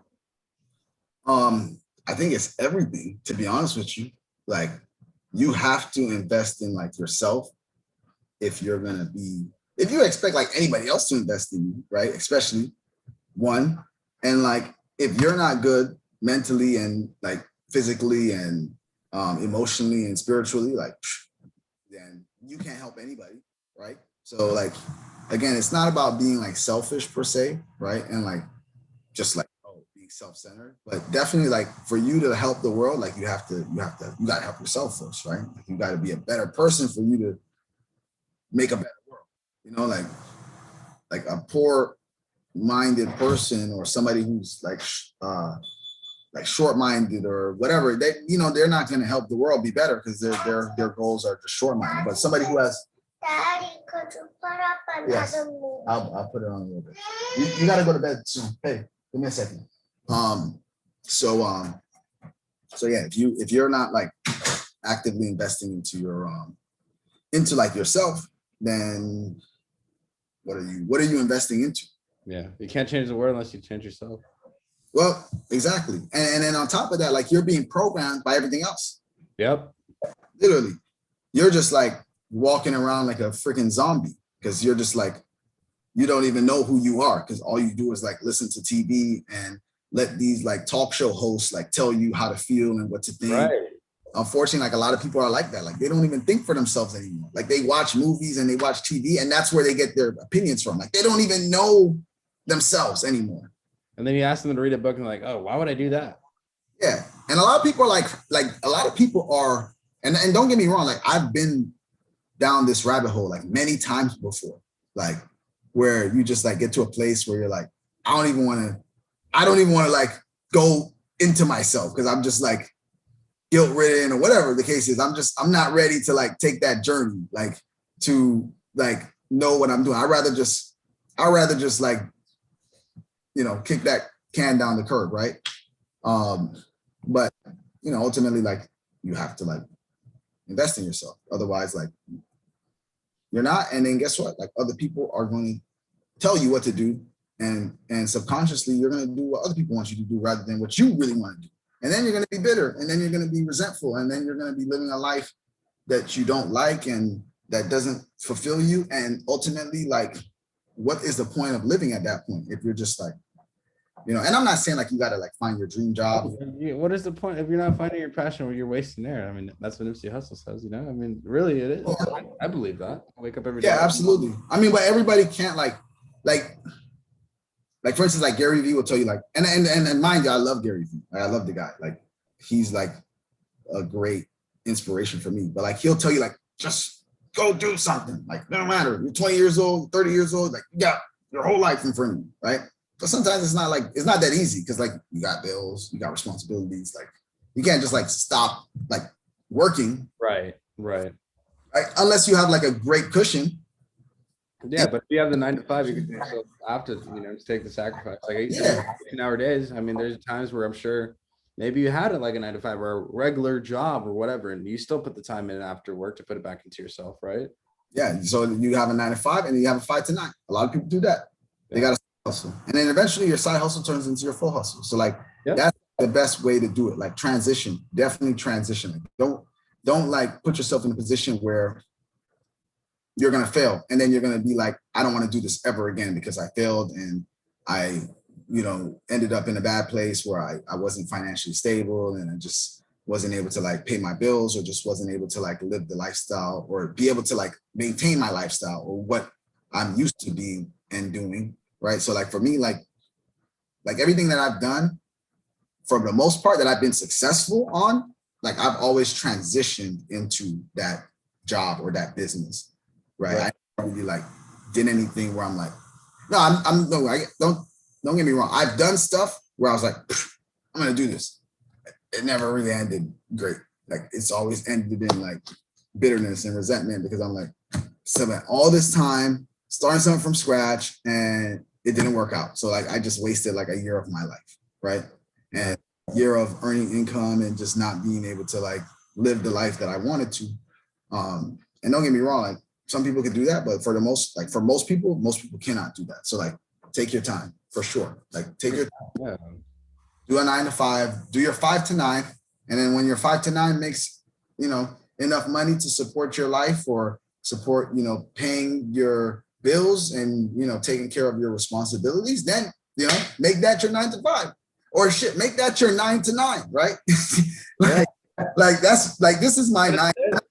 This is my 9 to 9 for the last 4 years. Like, I don't, like I said, I probably do 8 to 9 some days or 7 to 9 some days. You know, like I said, I'm doing like 16-hour days sometimes. I'll do 6 a.m. to freaking midnight some days, you know? But again, I have a passion for it. So like, it does, I don't really look at it as like time wasted. But at the same time, they grow. yeah, and at the same time, like I don't want to do that forever because like I have kids, I have a wife, like Yeah. I got to spend time with them. Like I can't just here every day working till like midnight that I don't see my children, I don't see my wife, because then they're gonna be bitter and they're gonna resent me because I just Yeah, and there's a balance offset too when you do that too, right? You know what I mean? yeah, you got to balance things out. But like in the beginning, like people will tell you, oh, you got to balance and you got to be doing yoga and you got to be meditating and you got to do your fitness and your diet and sometimes like it's just not realistic. Like sometimes you just have to like put your head down and you got to grind, right? And not to say like it's going to be hard, but you just got to like take the time to like learn your trade, and you can still like do other things, but like you might not just be able to do everything that you want to do, or you might just not be able to do certain things that you're used to doing, like going out with friends or going to the gym or spending time doing like a sport or something that you like. But like ultimately, like when you master it, you can always get like back to doing what you did, like if you really liked it. And sometimes you might just find out that you don't even really like doing those things, you just did it because you hated your job. So those were just distractions. Right. Yeah, that's true. That's true. Yeah. But I would push even people further for like how you said, like sometimes even if it's not going to support you financially, some people are fortunate enough to where they have a home that they don't have to pay rent, or if they have a good situation where they live at home and they help out, but they're okay to go ahead and really pursue their dreams. Or maybe the people that are in the higher mid class that have the opportunity to do it, but they're scared. What I say to people is just take the leap, go take that scary, because either way, it's all trial and error. I think with Gary Vee's message, when he just says to tell people to go do it, because once you see after you just go do it, you try and get out of your comfort zone for the first time, it's like, whoa, like, and even if they don't succeed, like, whoa, I can do this though. Like, I just went and did it, and I did it what I thought, whatever. Just like getting up and getting out of the chair, just going to go make the next move. You know what I mean? Getting up to yeah, absolutely. And it builds momentum over time because you're like, oh, I accomplished that. Well, I can go accomplish this. And if I accomplish this, I can go accomplish that. But like I said, like if I'm like an attorney or a doctor, like I'm not gonna just like like Gary Vee will tell you, like, hey, if you don't like it, stop doing what are you doing with your life? Like, get out of here. Like, stop. Like, why are you going to law school? Like, you already did like 2.5 years and you're about to graduate next semester. Just stop it, And no, I'm not saying he does that in every situation, but he does sometimes. Shout out to Gary. He does take it to the extreme. Like he takes it to the extreme. Like I don't know, Gary. Like maybe I should just like take my time and like transition into this. Yeah. So yeah, I say that to say like pretty much like just take your time. Like there's nothing that you need to rush. Like everything will come in its due time, especially if you're taking time to learn your craft and you have good intentions and you're positive and you're maintaining your mental health and you're investing in yourself, you're going to be successful. No matter if it takes you a year, no matter if it takes you 10 years, you're going to win eventually, right? So like that's how you just got to look at life. Like I'm going to win. I keep doing this, I'm going to win. I'm going to win eventually. Might not be tomorrow, might not be today, it might not be this year, it might not be next year, it might not be until 10 years from now, but I am going to win eventually. Like I'm going to take these L's and all these lessons, and I'm going to figure out a way to win by either trial and error or by reading books and learning from the greats and not making those errors that they made, right? Which is great. Like books are great. Like books are mentors. Like literally, you can read a book and from the greatest minds in the world. That's their philosophy and that's their knowledge. Like they could, you could have a mentor through a book. Yeah, exactly. Or through the with YouTube. There's good and bad things about the distractions we have. We can use good distractions, but unfortunately, most people don't. And I feel that's the biggest thing too. Like back in I'm gonna win. Is seeing and believing you're going to win, because with all these distractions in the way and all this bullshit propaganda, they don't want you to believe that. They kind of do, maybe a little bit, but they really don't. I feel that you're a number that they can profit off of you. Yeah, and look, everybody has an agenda, right? Yeah, for the most part. Yeah, sure. For most people's agenda is centered around themselves, right? So like, especially like corporations, like what's their agenda? Their agenda is to turn a profit for their shareholders. That's it. That is literally the corporate entity's agenda, right? For the most part, for most corporations, it's not like, oh, we're going to do this for free. No, we got to turn a profit, right? How is the best way we turn a profit? So like most of them, like a lot of companies are going to profit off of people, right? They're going to profit off of, doing things that are going to draw people in, and they're going to program people to like do what they want to do, like go out and buy a fancy sports car, right? Because it's the cool thing to do, or go out and buy like Louis Vuitton or one of these, high-end luxury brands because that's the cool thing to do, Right. But that's not gonna like help you, right? Like, and then a lot of times, like you're gonna get it, and then you're gonna be like, okay, like I got it now, but like I didn't get that feeling that I thought I would get.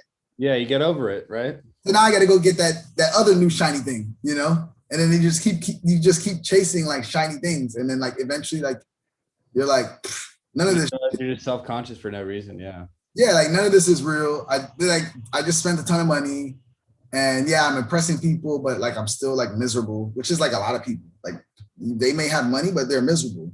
Right. You might find people that are like poor, like dirt poor, and they're the happiest people in the world. Yeah.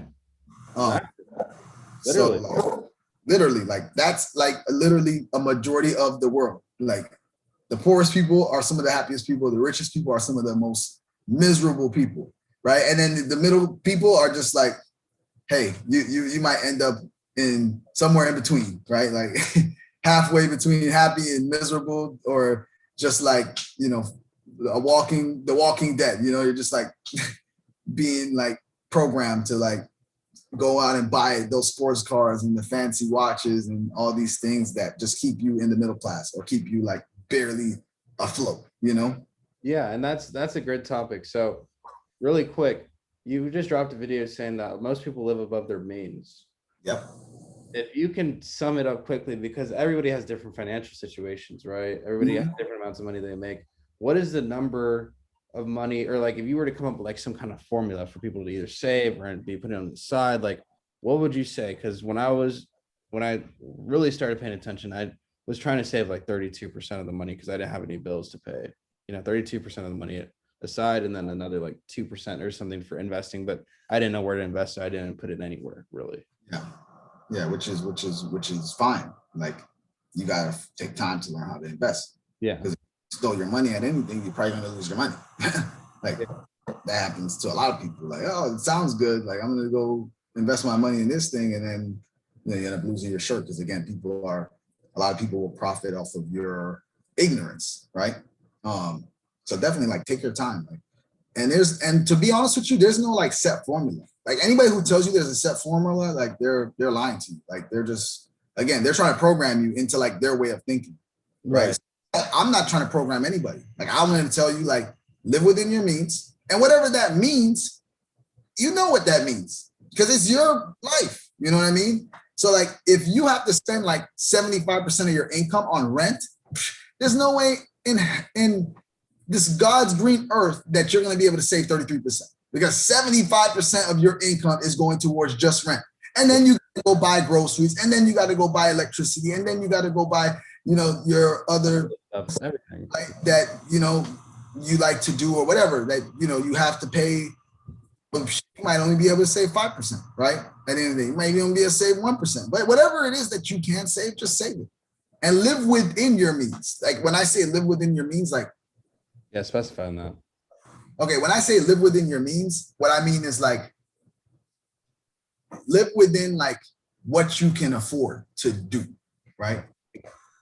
Somebody who makes $100,000 a year can afford to do a lot more than somebody who makes $20,000 or $30,000 a year. Yes. Right. That doesn't mean like you can't have nice things, because if I make good money, like I might want to have nice things. Not to say like I'm gonna go like buy nice things just to like prove my self-worth, but I buy nice things because who doesn't want nice things? Like who doesn't want the best for themselves and their family, right?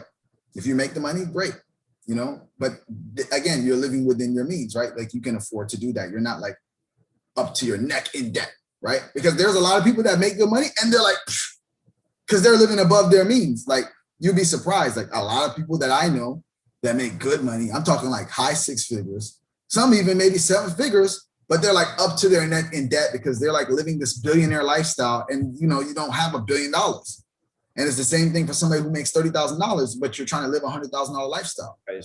You can't do it. It's not feasible. Eventually you're gonna like build up so much debt because you can't even like afford to like live the lifestyle. So like literally you're borrowing money just to maintain, you know, your image or whatever the case is. And then that's just a recipe for disaster. Eventually, right, what, you're gonna file bankruptcy, right? Eventually, what, you're gonna not be able to pay this debt. You're gonna end up in collections. You're gonna end up screwing up your credit. We're gonna put you back even further than where you started, you know. Right. That's like a trap. Like again, that's like the corporate agenda, and that's like what they want you to do. Because like a mortgage lender, like I want you to get a mortgage, right? Like for sure, I'm gonna tell you like, hey, get a mortgage, get a mortgage, get a mortgage. But like if you can afford to like buy a house cash, go buy a house cash. You know what I mean? If you're not doing anything more with your cash, right? But if you want to do other things with your cash where you know you can make more than 3 or 4%, whatever the interest rate is, then great.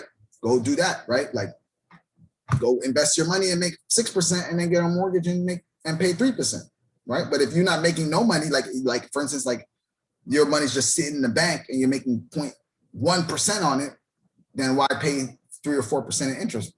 Buy it cash, right? Yeah. And eliminate like a huge bill in your life, and now you can live better within your means. Again, you know, you can like retire maybe and not have to, or you don't have to work as hard. You can kind of like scale back. So like it's all like relative, basically, like is what I mean. Like, and so like, again, that could mean like, you know, you're eating ramen noodles instead of like filet mignon, especially if you're only making $50,000. Or that could be if you're making $1 million, hey, you can only have one sports car, right? You can't have 10, right? Like, Yeah. you know, you're a millionaire. You're not a freaking billionaire. Like you can have like one nice house and maybe like And then it appreciates in value. I mean, once it drives off, you just yeah, exactly. Like spend your money wisely. Like go out and buy assets rather than liabilities. You know, like go buy like houses, go buy investment properties, go buy, you know, multifamily houses, go buy apartment buildings, go buy stocks, go buy crypto, go buy something that is going to eventually make your money make money, right? If you could do that. And if you can't do that, then just save, right? Save, create a rainy day fund, right? Which is typically 6 months. You want to try to save that first before you invest anything, like straight up. yeah. Put any money into anything. Have a little bit money just left over. So God forbid you experience a hardship or you lose your job or whatever. Hey, you got 6 months to figure it out. That's a lot of time to figure it out. And if you're getting unemployment, at least you're supplementing it. You might not even have to touch that. You might even be able to stretch it out over 12 months, right? Because you'll get unemployment for 6 months and you can live off that and then start living off your 6 months. And most likely within 12 months, hey, you can either find a job or God forbid, like you go back to school or you just go learn a new trade online, whether that's on YouTube, whether that's taking like, you know, free courses or paying like $20 to like learn how to code, which you can do right now. And then you can go and get a better job. Now you can go and make $100,000 a year instead of 50,000. So like literally that little bit of 6 months or that year, when you look back at it, you'll be like, thank God, you know, I freaking lost my job. Cause like, if I didn't lose my job, I wouldn't be like, you know, software engineer now or computer, you know, Right. and making like triple or quadruple what I was making before. Right. And that's why I said like sometimes like again, like the worst things could end up being the best things. Right. Embrace the journey. Yeah. The things that you think like are like the end could just be like the beginning. Or the things that you think like are like blockers in your life could end up being catalysts, you know? I agree. I couldn't agree more.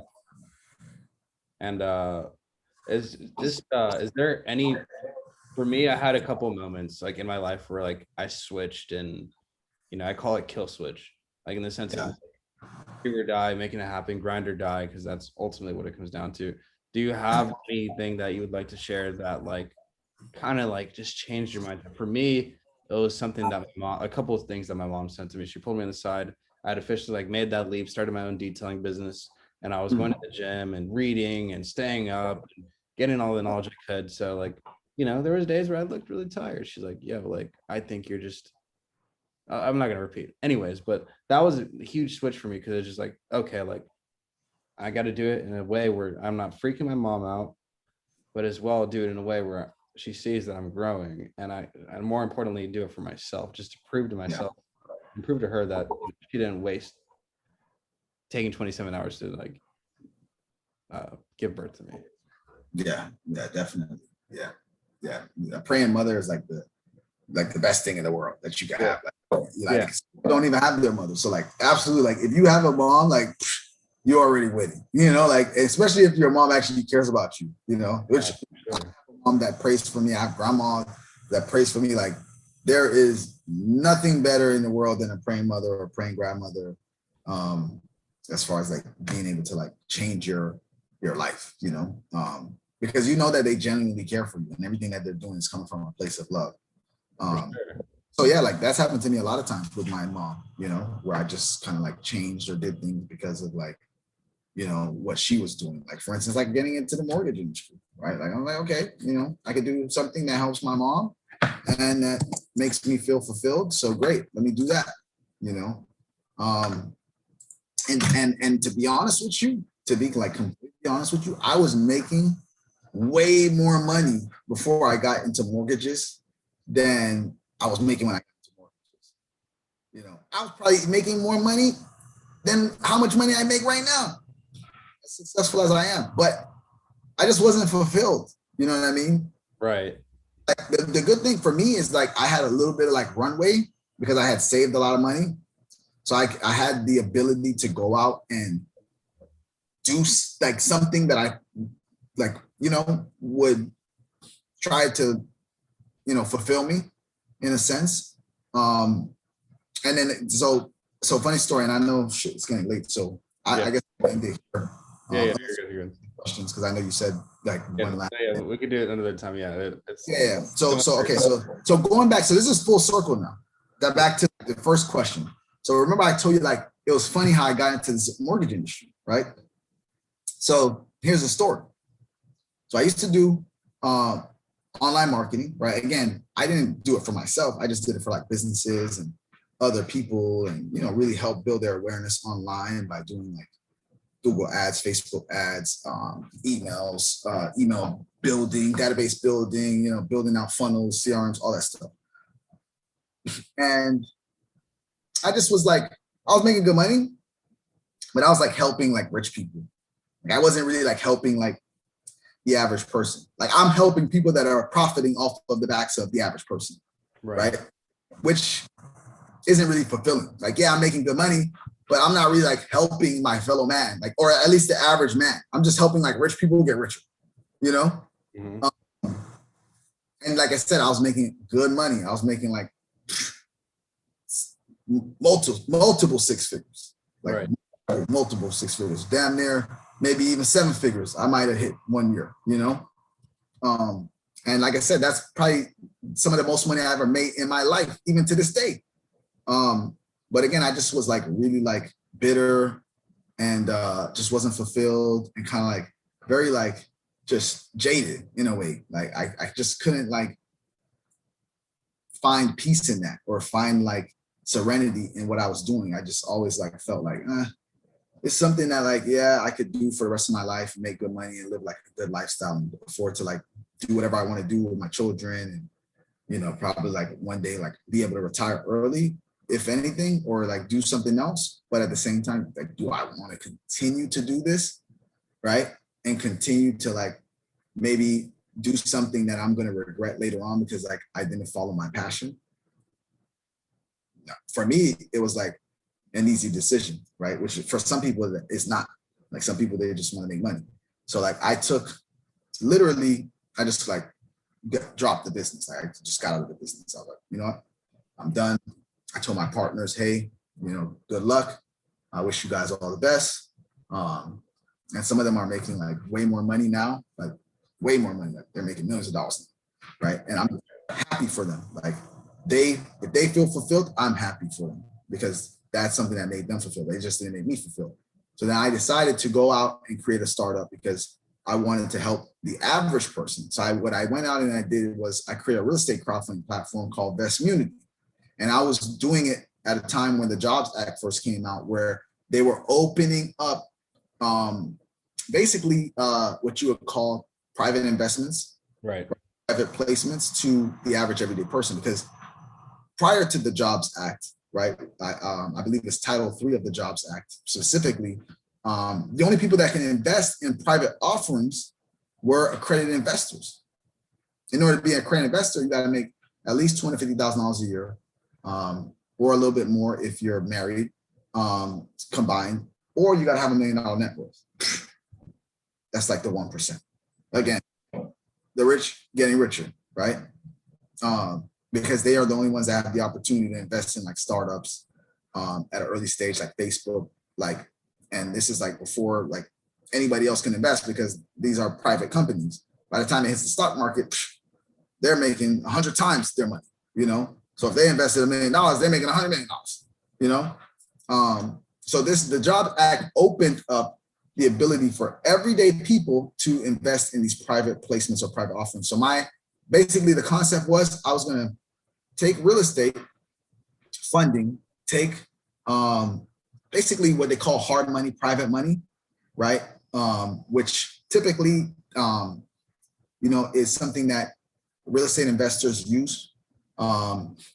Fix and flip, those kind of people like you see on HGTV, like they're not using cash. Right. They'll private lender, hard money lender. But because it's hard money, because it's private money, there's not really much requirements. You can buy a house like in any condition, right? Like a bank, like me, we're not going to finance a house that has like a bad roof and, is like tore down and just doesn't have a bathroom or a kitchen or anything, because it's just like completely dilapidated. But like a hard money lender will, because like you're going to put down like 20, 30%, and you're going to pay them like 12 to 15%. And you're going to pay them like 2 or 3 points. So they're making like money hand over fist. They're making 2 or 3 points as soon as they give you your money, right? So if they give you $100,000, they're making $2,000 or $3,000 immediately. And then they're charging you another 12 to 15%. So they're making another 12,000 to 15,000 just throughout the year. So by the time like 1 year has passed, off $100,000, lending you $100,000, they made 15 plus 3 up to $8,000. That's an 18% return on investment. And a lot of times they're not even using their own money. They're like going out to the bank and they're getting like lines of credit at like 3% or 4%. And then they're just lending that money and taking the difference, right? So they're not even using their own money. So they're making like whatever, even if they got to pay the bank 4%, they're making like 14% still, which is like great, So like the average person, they got money in the bank. What are they making? 0.01%, 0.1%. Maybe if you have it in a CD, that's like 5-year CD, you might make like 1 or 2%, but you can't touch it for like 5 years. And if you touch it before then, like you don't make anything.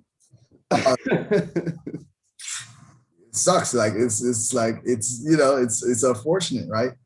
And I hate to say like the rich get richer, because like that's kind of like a real cliche statement, and certainly like true.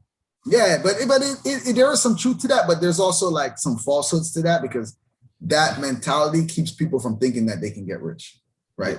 Just like the rich get richer and I'm poor and I'm just going to get poorer.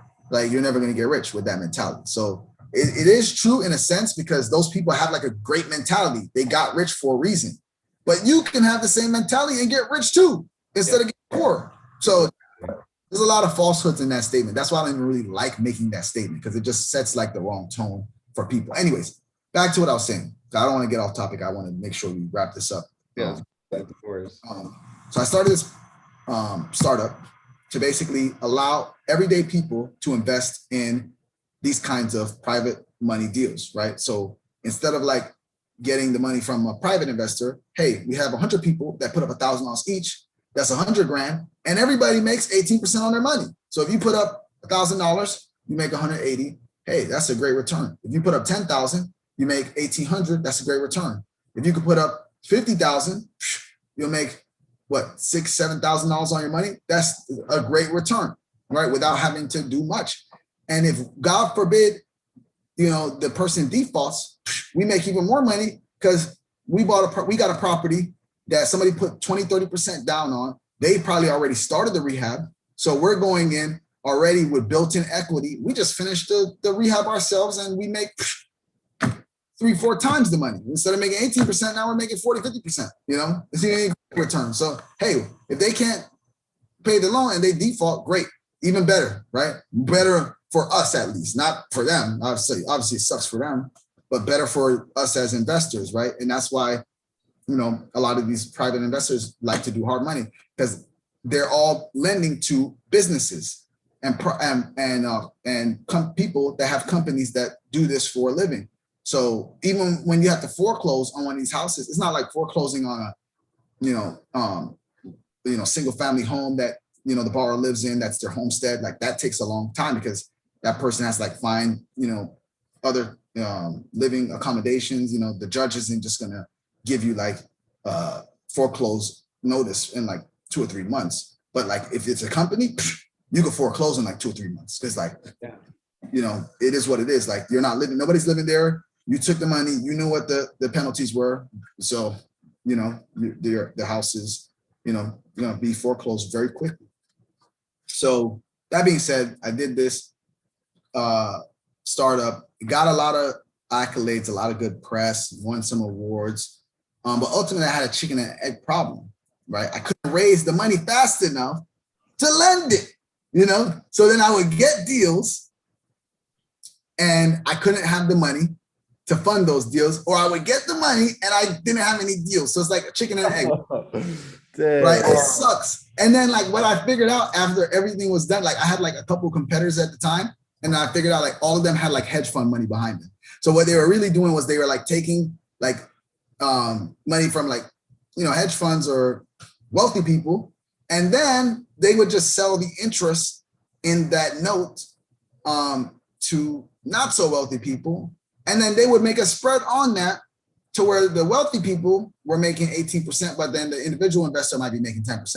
So the wealthy person's still making a lot more, right? And with a lot less risk because they're selling shares and they're recouping their money, right? So it was like, okay, like I can't compete with that. You know, right. I don't like a hedge fund to back me. I don't know anybody that owns a hedge fund, you know. I guess. You know, I was like, I did that for a year and I was like, okay, I bootstrapped it. I paid for everything myself. Yeah. I didn't have a partner per se.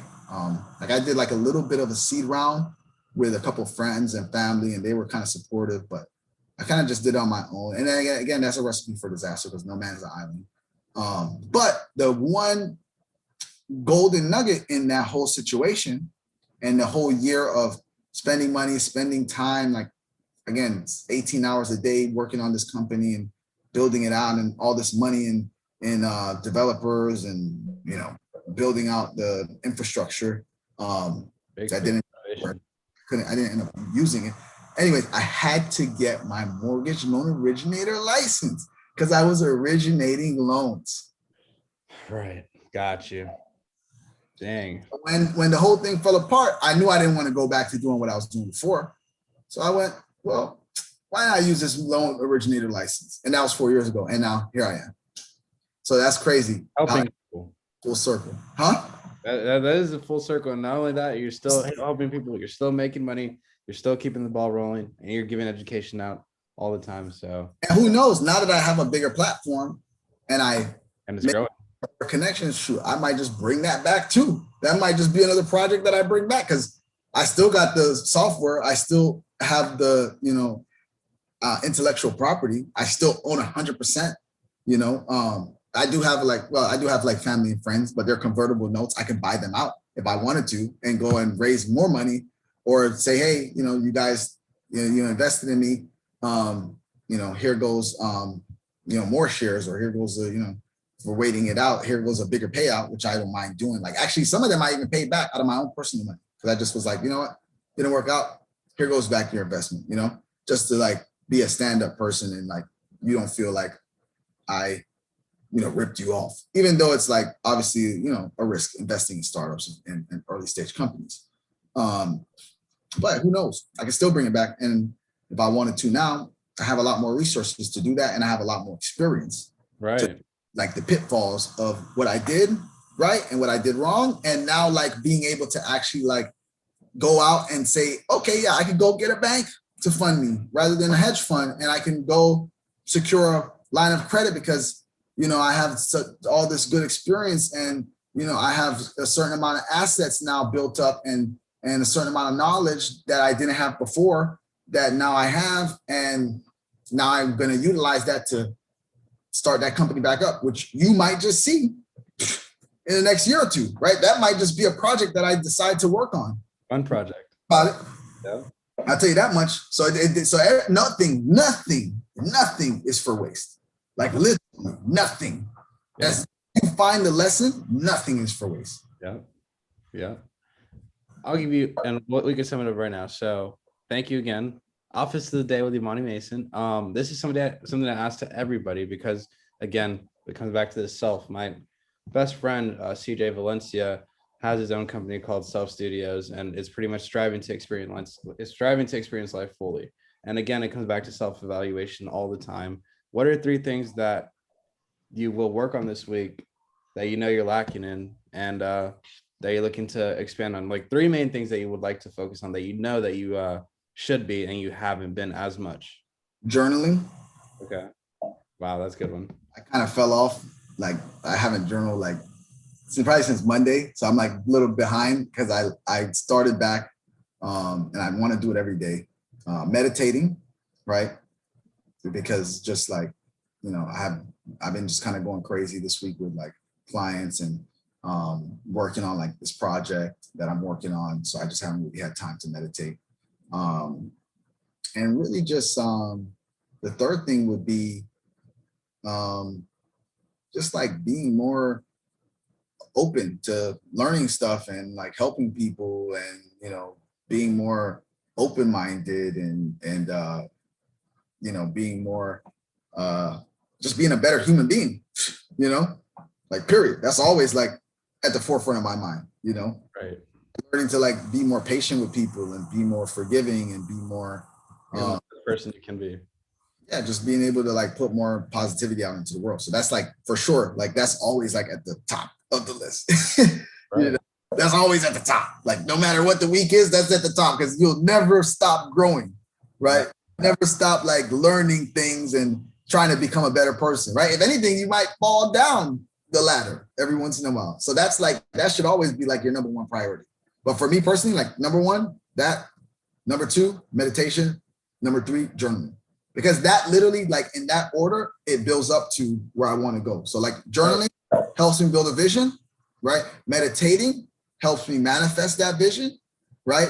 And then getting to that higher level of consciousness and being more positive and putting out more positive energy and positive vibrations now brings it all full circle where I know I'm unstoppable. Like I literally, yes, it might not even work for the week and I'm still going to be unstoppable just because I did those 3 things, A lesson, not a loss.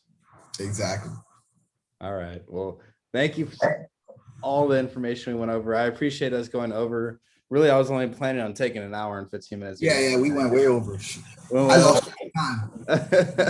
My kids are still awake because God only knows, like, yeah, they're going to be tired tomorrow morning. And my daughter has to go to gymnastics school class. So she's probably going to be late there. Yeah. She don't want to wake up, but it's all good. Like, I really appreciate it. And no. Yeah. Sorry, go ahead. Oh, no, we're going to say it. You go. No, finish. Oh, I really appreciate it. I know time is valuable.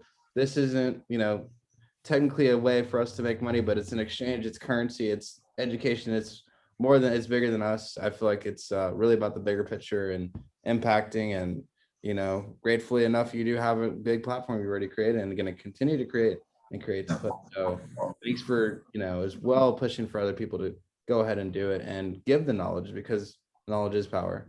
And more stuff coming on the way. I'm going to be in Miami now ASAP, and we'll figure stuff out, and I'll send out emails. I'd love to get your insight on other things too, just because, again, whatever, it's best to ask the right questions and then to learn and take from that and then go forward. Yeah, no, absolutely. And like really, like I lost track of time because we just went like really had a really good conversation. So like, when you have good conversations, you don't even remember time. Like time is just conclusion at that point, right? Dude, thank So you. like definitely like teach each one, right? So like the best way to like, and again, this actually helps me accomplish number one. Actually, this is kind of like selfish in a way when you think about it, because like by me talking to you about this, it's like reiterating it in my head as well. So like this is actually for me great, because like I get to now like give my knowledge to you, which ends up making me more masterful, which ends up making me a better person and you a better person, which now multiplies my blessings. Yeah. And it controls your subconscious too, your subconscious mind, which is just as important as the conscious mind. Absolutely. So yeah, this definitely was not like in any way like a waste or like or I don't even care if one person views this. Like I don't care. Yeah, I really don't care, because like I don't care about like we went over, because I helped you, I helped myself, and whoever else it helps, great, But if it just helps me and you, great. Yeah, exactly. Well, again, thank you. Big Fish, Yemani Mason tuned into Office of the Day. Office of the Day is wherever you want it to be. Don't let anybody limit yourself. The only person that can limit you is you, and you only. And thank you again, and I'll talk to you soon, and I'll see you even sooner. Absolutely, brother. You have a good night, okay? All right, you too. Thank you. God bless. All right, take care. You too. Bye.